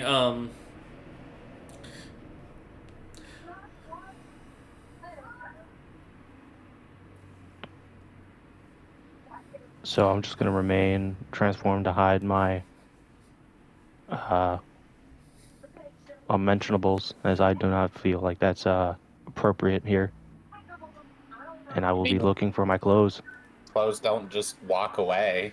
give me a No, they search don't. check, dudes. The slight snoring minion sitting in the chair, now Melvin and Dutz having a nice discussion about the missing clothes. Tun still chewing on some food, with Gygax grabbing a plate. Who said So anything I about got- a plate? Oh, sorry, just grabbing the meat. I got a 5, and I'm gonna be real with you. I'm treating this as like a whole man moment where it's probably right in front of me, but I'm not able to see it because it's not there. As you start looking around, at first assuming, because you don't know Minion, you don't want to be rude, but he's the new guy. You kind of look around, looking under, kind of moving his dog a little bit to see if there's any clothes under there, kind of eyeing up where he's sitting and seeing if there's any sign of him moving or his backpack having anything. You don't manage to find anything. Minion, did you happen to take my clothes? As Minion kind of wakes up from their nap, slightly dreary looking. What? Where's the party? We're still in this room. Oh, okay. I'll Just stand wa- up. It's like you're missing clothes. Yeah. I'll look around. I don't see him. Yeah. For those who don't know, when you saw him, he doesn't have a lot of stuff. He's wearing leather armor, had a shield, his riding dog with saddlebags. Those are his total possessions. Well, the bags have like some equipment in it, but that's it. You sold your backpack and Oh, damn! All right. Well, I mean, it's all you can afford with when you start with starting money. True, that's true. I didn't expect you to sell everything. Ooh. Well, I wanted the riding dog in there, and that was half the money. You know, I understand that we had a succubus player who learned that one the hard way too. With their army of dogs. But yeah, no, as you kind of look about, you can give me a spot check to see if you recognize anything. As I imagine you aren't like actually actively looking around for the clothes, more of just kind of waking up and looking around. Or you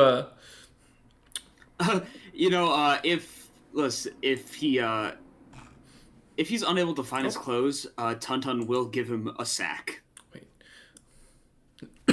11. As you look about, kind of looking about the room for a few minutes, there doesn't seem to be any obvious places to hide any clothes anywhere around the room. There's no nooks, no crannies. The bookshelves are pretty easy to see around that are in the room. It's just a table, the dining, and then the buffet set aside. Yeah. If I don't see him, I go, well, in that case, this is a castle. They're having a big shindig. And considering the spread they have out here, it would not be unexpected if the hired help had come in and just took your clothes to be laundered. Can I do a spot check to check around for stuff? Yeah. 12. I rolled a nat 1. Same thing. Wow, what, really? Damn, your modifier's not... Yeah, I have a plus 11 to spot. My concern is just that someone might be using my clothes along with my face to potentially get close and frame me for an assassination that may happen.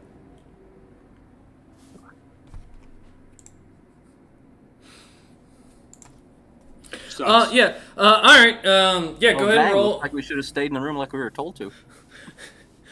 Tunton will nod at that, see, agreeing. As Melvin kind of looks around for a moment, and you see a little bit of like slight guilt on his face, he like looks around after you say that, and as he does, he goes over, looking around near the buffet, and pulls out from underneath some or the table, just out of the sight, at the very bottom of it, a thing of your clothes perfectly folded up, and goes as he kind of looks to you and points to them. Found him.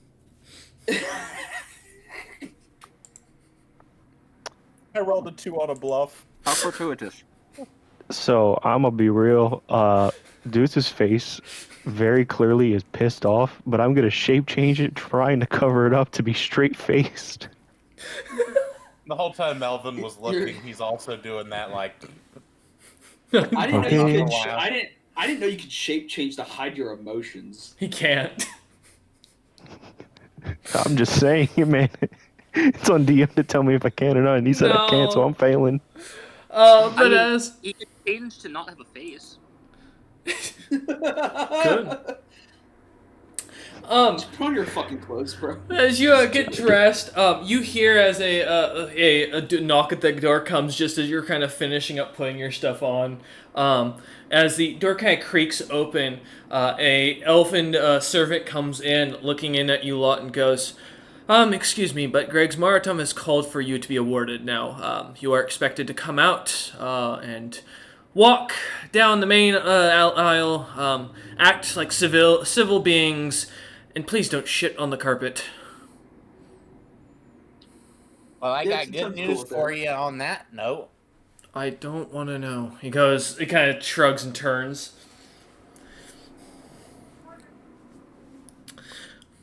I'll follow.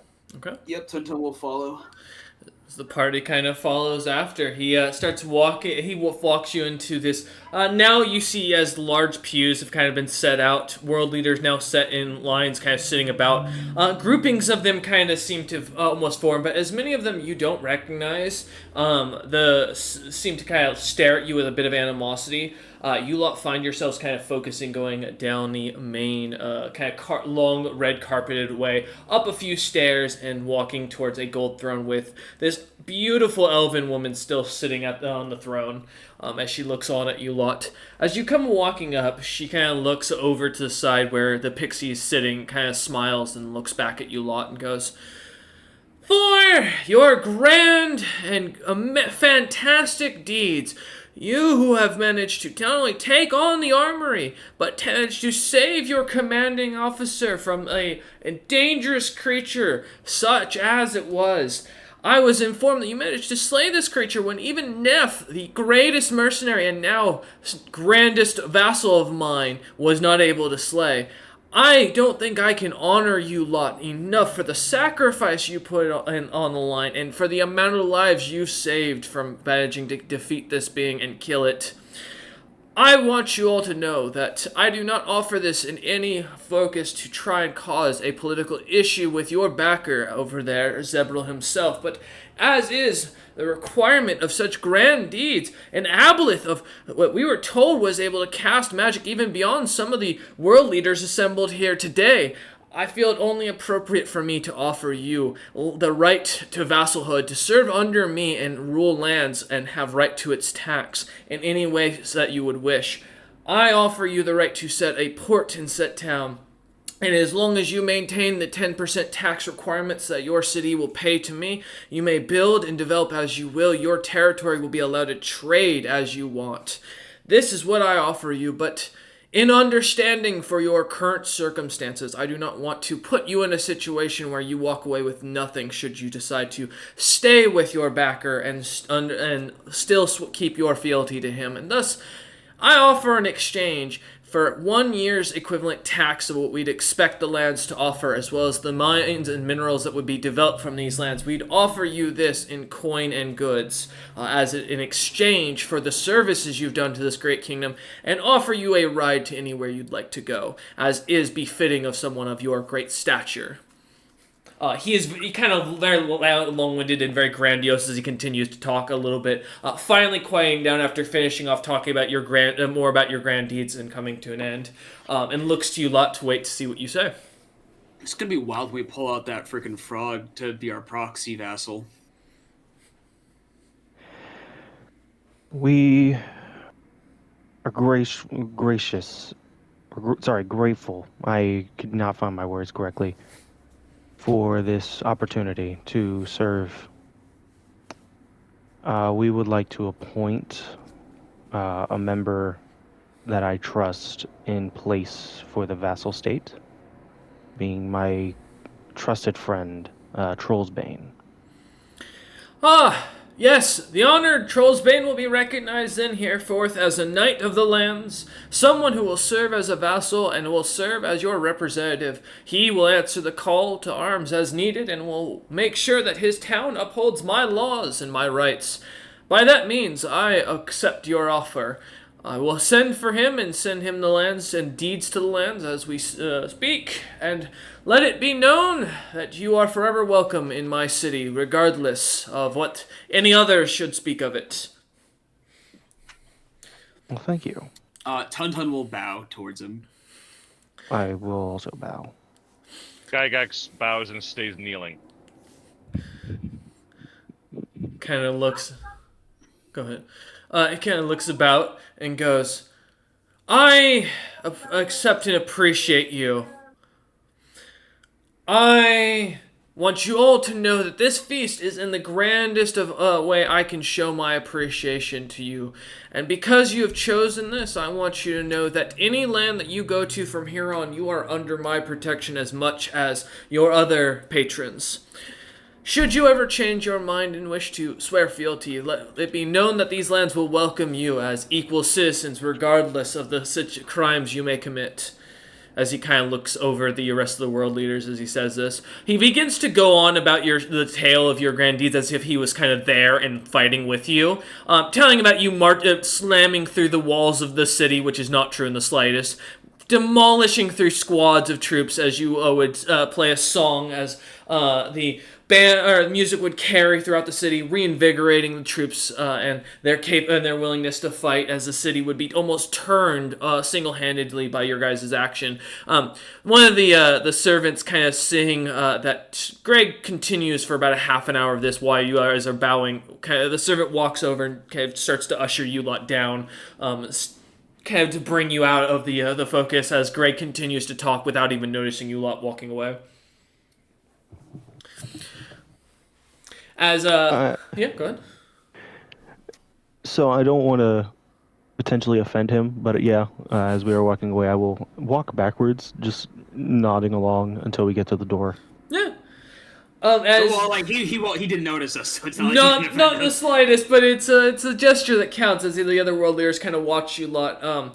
Noting that you lot weren't the only ones honored, as you see another party of fire giants kind of sitting off to the side talking amongst each other for a moment, as they seem to then go walking off towards a side room, disappearing into the hallway.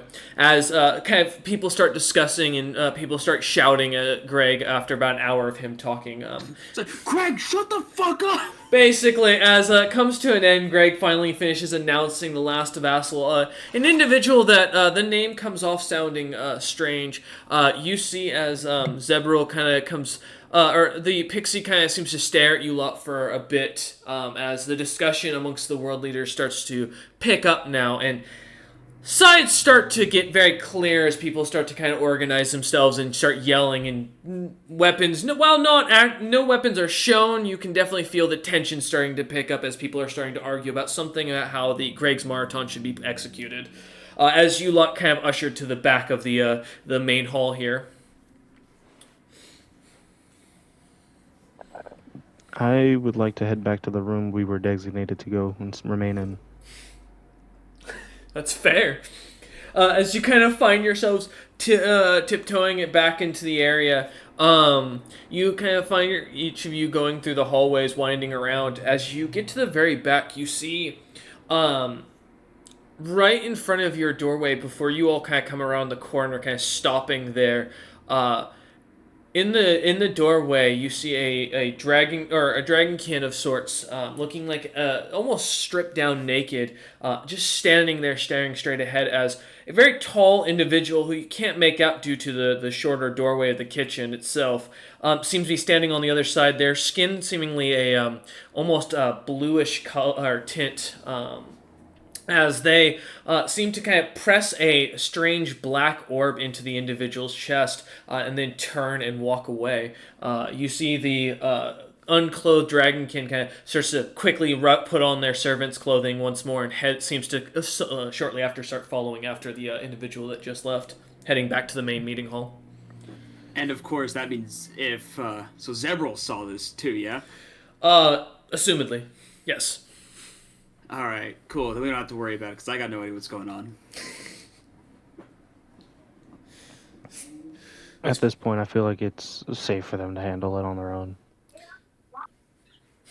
All right.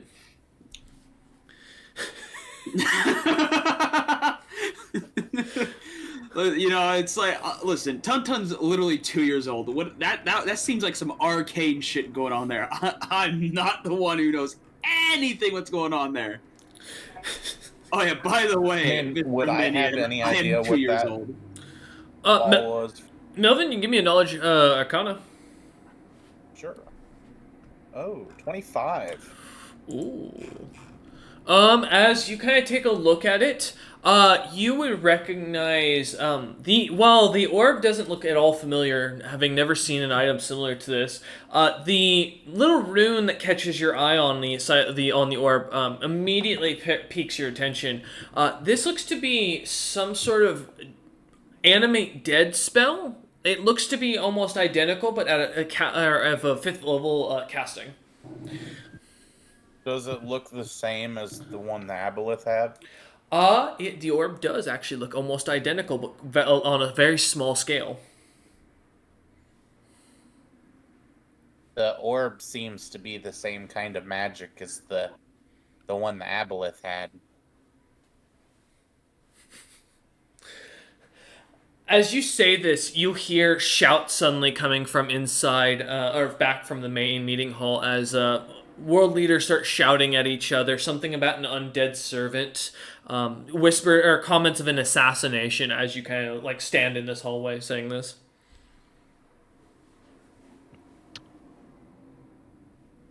I no longer want to be on this plane, because that means the Aboleth might be near.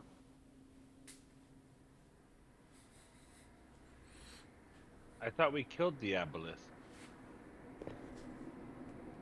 Put us in the room before Well, we if continue he's this here in the conversation. cabin, wouldn't he literally be like a fish out of water? Yeah, Yes. so we thought too. Party found a very unique aboleth as they found. Oh, okay. Whatever works. Although, technically, I probably wouldn't. Actually, no. I was briefed on it. I wouldn't know what an aboleth is. Minion, with the fact that you've done a bit of traveling, I imagine at this point just to get here, I'd assume that you'd have at least a basic understanding of some of the more common, well-known monsters to be looked out for and avoided. Aboleths are a pretty easy to identify creature in the water, for their very unique design. When they mention the description of this creature, it wouldn't take much for you to pick up pretty quickly that what an aboleth that they're talking of an aboleth. All right, fair enough. Yeah, they're a little bit more common in these times due to the amount of magic in the world. So. Mm-hmm. I followed Doots into the room. Yeah, as you lot kind of all immediately go in as Doots kind of ushers you lot all together and shutting the door behind you before continuing the conversation. The door seems to lock as Doots kind of turns a little knob on it slightly. You hear the wood seems to slightly shift inside the door and locks properly as you lot are left alone. The kobold body, I will say, or well, unconscious kobold, is no longer in the room as you notice. So he must have woken up, or someone must have gotten him. But Is your guard. bedroll still there? You know what? I'll check. Is my bedroll still there? Your bedroll is still there. I'll pack it up. Okay. Like I did, let me be. I'm sorry. God damn it. Tunton, I didn't know you could sing. No, Tunton? Tun bobbing to the beat in his head. Hey, dudes, can you play us a song? Sure. I'll pull out my loot. Any requests? Play us a song, you're the loot man. Play us a song. Yeah. The one I sent you? All That was right. requested earlier? If I remember correctly, that was the song that was referenced earlier, right? Uh-huh. Okay.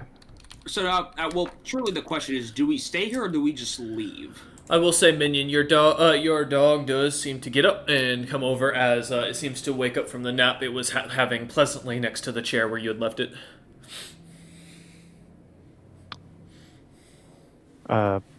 Before I get to the lyrical part of the song, I will. Mhm. I want to ponder, or I am actually no, because that was asked out of character. Never mind. Personally, I don't see any other reason for us to be here after we got where we were given a reward. Now it's just staying for formalities. I think it's probably for the best we just find our way to Seji's lands.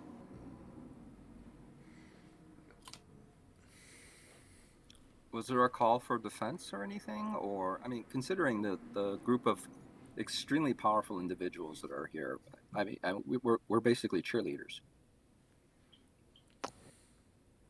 I mean, pretty much. We're cheerleaders that are more on the stands themselves, if anything, because there's not a single thing we could possibly do if something strong enough to kill a world leader does, in fact, make an attempt. Oh, no. That's a little harsh. We could probably take up one of their free actions in a round.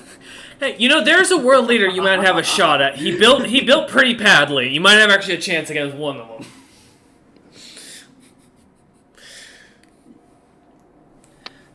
Well, I mean, nonetheless, I guess, I mean, to be honest, most of the people in the world leaders don't want us to be here.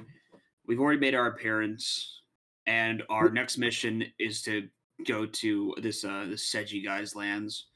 Right. We are. My understanding is we actually are not. They are not our superior officers, so to speak, in the chain of command. If they ask for our help, I suppose we could help. But my understanding is, since you're saying we're supposed to be going somewhere else after this, let's just follow orders. Tun. And nods in agreement. Let's get the fuck out of here. Let's go do our job. I will. Tun, the 2-year-old salary man. While I know he is watching, I feel like it is at least polite to let him know. I will say, or trying to form a connection with Zebril and say, we're gonna start heading out to Steji's lands. Okay. Best of luck with the rest of your evening. Now I'm going to ask you again, are you sure that's how you want to phrase that? No, I'm not phrasing it that way, but I'm saying it in a more polite way. Then say it in the polite way. What are you... I am still recovering, okay? Leave me alone. Have an enjoyable evening. Okay. You hear the almost slight appreciation coming from Zebril as almost a warm chuckle is kind of heard in your head. Not as in nefarious or bad or evil, but more as it seems like you've given them actually like a belly laugh at the idea. As you hear, thanks, little guy, you're traveling, huh? So, I'm gonna be honest, I don't know where the Seji lands is exactly. I don't know how long it will take. If you wish to, or if you can aid us in our travels, that would be very much appreciated.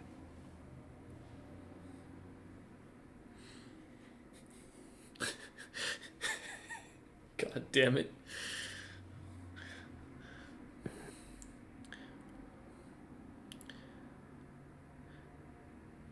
Think of all the renown that we can get when traveling. Who knows what can happen? Figures and Think of all the death Yeah. Think about the deaths we could also have. No, the deaths that we can cause to give us more renown. Fair. I mean, you did just watch Dutes basically speak in front of all these world leaders. It's if he wasn't clear that he is at least somewhat competent as a party leader, and at the very least that should give some sign of hope, even if he did walk out there naked. Well, insubordination in your first week is usually a pretty tough sell. Oh, trust me, I know it. This I'm one not more. really looking forward to an Article 32. So I was like, yeah, whatever, dude. Court martial his ass. Zebril is still thinking. Give him a minute. It's true. You know what? I'm glad someone appreciated the statement of walking in nude. Listen, It was the old underwear in class nightmare, dude. Hey, Yep. Utham respected it. Half my people are like half clothed at best. Oh, all right. As you hear in your head, Regan Utham will take you. Do not trouble him, and be quick about your exploits. It seems we may be heading for an extended time of peace. Fuck. I mean, yay. As you command. As you hear this, the door almost immediately slams open, and this giant frost giant that you had spoken towards earlier in the day kind of comes walking through. As they kind of the door seems to expand and extend, allowing someone of Regan Utham's height to to come into the room. You do see that Regan Utham's royal guard, or rather his personal guard from earlier, does seem to be surrounding him, almost completely armed. Utham, for reference, this would be right after you snuck out the front of the castle. My friends, it seems we're sneaking out of this city together. Oh. Hell yeah. All right. I feel like I should ask questions. Turns out 4 world leaders here wanted to kill me, so we're just gonna go. All right. Thanks for answering. Regan Utham does look a little panicked and a little frazzled in this current situation. Seems to be kind of looking back towards the room off to the side. As Greg's Maratom, you can hear, is going on about something about his grandness and how he's some kind leader. That you can tell is definitely putting those in the main group asleep. As world leaders start to start snoring. Good. Tuntun already is starting to head for the door to get out. Yep. As you guys kind of follow over, give me a sec. You kind of chasing after Utham. Utham seems to get into one of the carriages set aside. Your sled Melvin's sled is already tied, and the cart itself that you had been given while in town has already been manned by another what looks to be very well armored and armed frost giant. As they kind of usher you to get onto onto the wagon and following after Utham quickly. Not really waiting for you guys to say anything as they kind of just usher you on. Utham goes charging through the streets with his carriage. The carriage seems to be kind of whipping in and out, trying to dodge people as the night sky kind of seems to still be very dreary and rainy. Are we in the same carriage as Utham, or are we in like a different one behind him? You're the one behind him. You're the wagon you guys were provided, being driven by a black Jarl is what they're called, or Black Guard. Blackguard, yeah, a Blackguard frost giant. As one of the ones I helped. Yeah, as they seem to kind of kick off this cart going at top speeds, you hear as shoutings comes from the castle itself as you start, the carriage is kind of dodging through many people kind of drinking and enjoying themselves as the festivities in the town are very loud and very happy as people see. Music can be heard from almost every house. The sounds of drinking and cheering to the many world leaders and to the cryptic Cabal, to some guy named Kesnanok, some gentleman named Ned, a troll named Sen. There's names being thrown up as people seem to sing and laugh as you lot kind of find yourselves in this panic almost. As you get to the exit of the city, you see as Otham comes to a stop at the western gate or eastern gate, kind of coming to an end as he waits up and looks back to you guys to hold as the blackguard kind of comes to a stop. As he does, Melvin, you hear in your head, "It's time for a new journey for you." And going somewhere else? In a way, a new interest has popped up. A potential lead that could be something more useful in this situation. As he kind of takes a second, you see, it seems like the individual, or you hear Zebral's voice, and it sounds like he's very distracted currently, as he's talking to you. I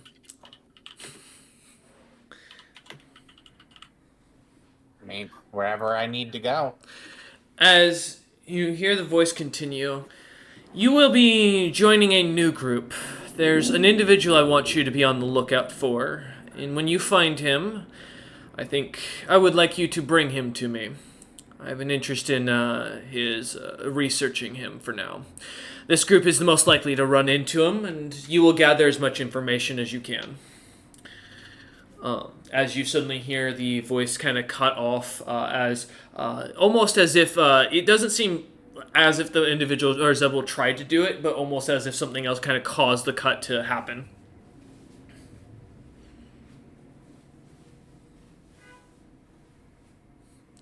Well, it sounds like this is where we go separate ways. Oh, What do you mean?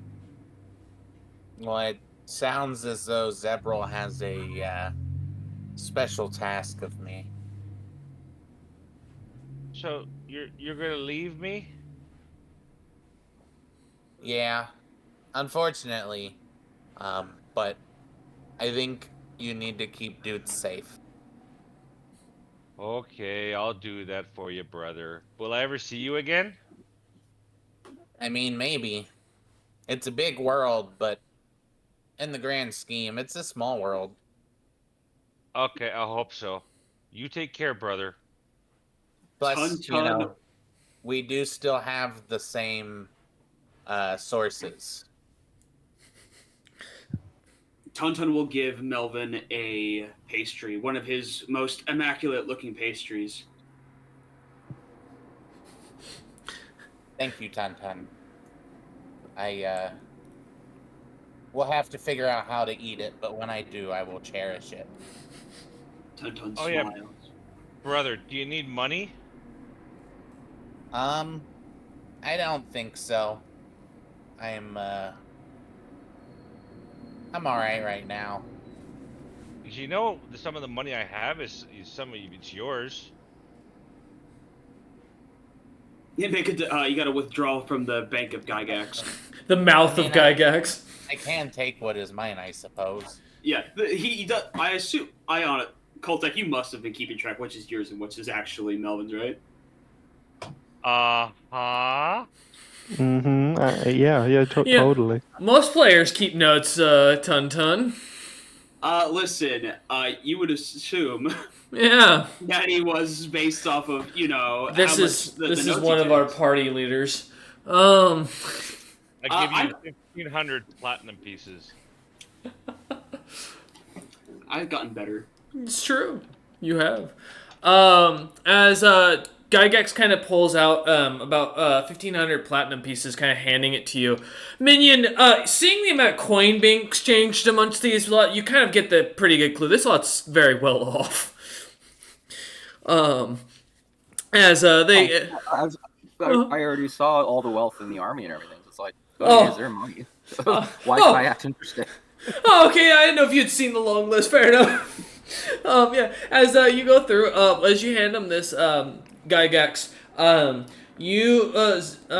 dudes, you hear in your head, from as Zebral's connection kind of connects, once more and goes, he'll be back, but not for a time. I have need of him, and in time you will meet again. But for now, say your goodbyes, let it be, and you're probably gonna run into each other, because surprisingly, I think you're all going to similar lands. But, good luck, and do as I, and you see the connection, again, just seems to almost be interrupted. It was fun traveling with you. I enjoyed working with you, Melvin. May you be safe, and try and keep out of trouble for me. Well, while I can never promise that, I will do my best. I hope you are able to find your mother. Thank you. I'll hold out a hand. I will shake it with a tentacle.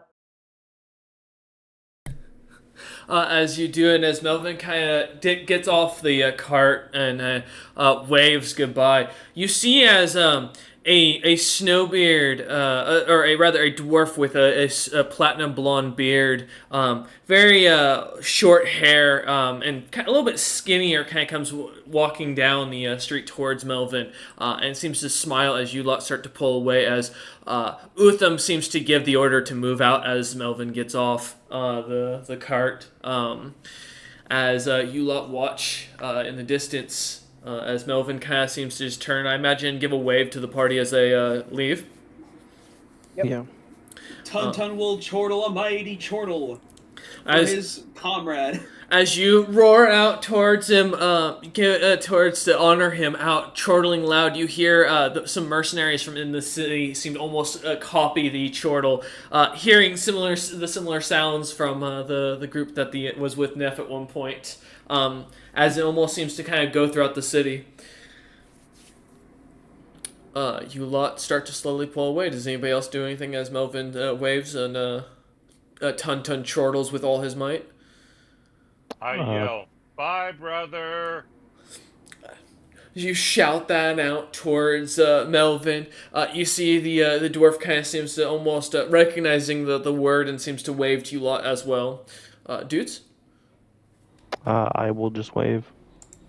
As you wave, you lot start heading towards the docks, as you manage to get to or kind of spend the next hour kind of traveling at top, or half hour traveling at top speeds as the carts are kind of rushing again. Utham once again gaping up as the recognition of the attempted assassination on his life still going on in this city, from his understanding. He kind of gets the command going.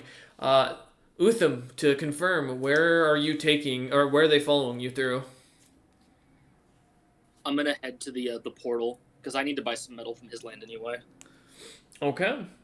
As you guys go rushing towards one of the, or a small building that has, almost from the outside looks to be just a simple black stone, single story, really simple designed house. There's nothing fancy about the very hay roof, but as you go into it, you see as the illusion around it almost seems to break away, as Utham, without fear, charges the cart straight at the house, even though the door into this small stone house couldn't be more than 5 feet tall and 2 feet wide. As the cart goes charging forward, it seems to disappear into the house, as if it pushes through. And before you lot can even say anything or stop anything or really react to do anything, the Blackguard seems to charge your own cart straight through as you pull into this massive building. Looks like almost a small fortress, fully reinforced as like a giant cake, kind of slowly narrowing as it gets to the top. Guards all around it as you enter through these massive, heavy wooden doors with bits of bronze kind of holding it together. The guard's not even seeming to say anything as the doors open up. Utham kind of seeming to go through, heading into the main fortress at the center, going right through the gates without any issue. You lot follow after him and head through a massive, what looks to be purple-like, simple light door as the portal-like imagery seems to expand out, this purple fluctuation of light opening up further, and you start to see a land with massive open fields and nothing else. As you lot go charging through, finding yourselves in Seji's lands. And that, as the carts pull through the portal, is where we're going to end today's session. With you lot on the other side of the world, in the middle of what looks to be a open field. Nothing around for miles but small hills, bushes, and a couple of simple and short trees. We thank you all for watching. And we'll see you next time.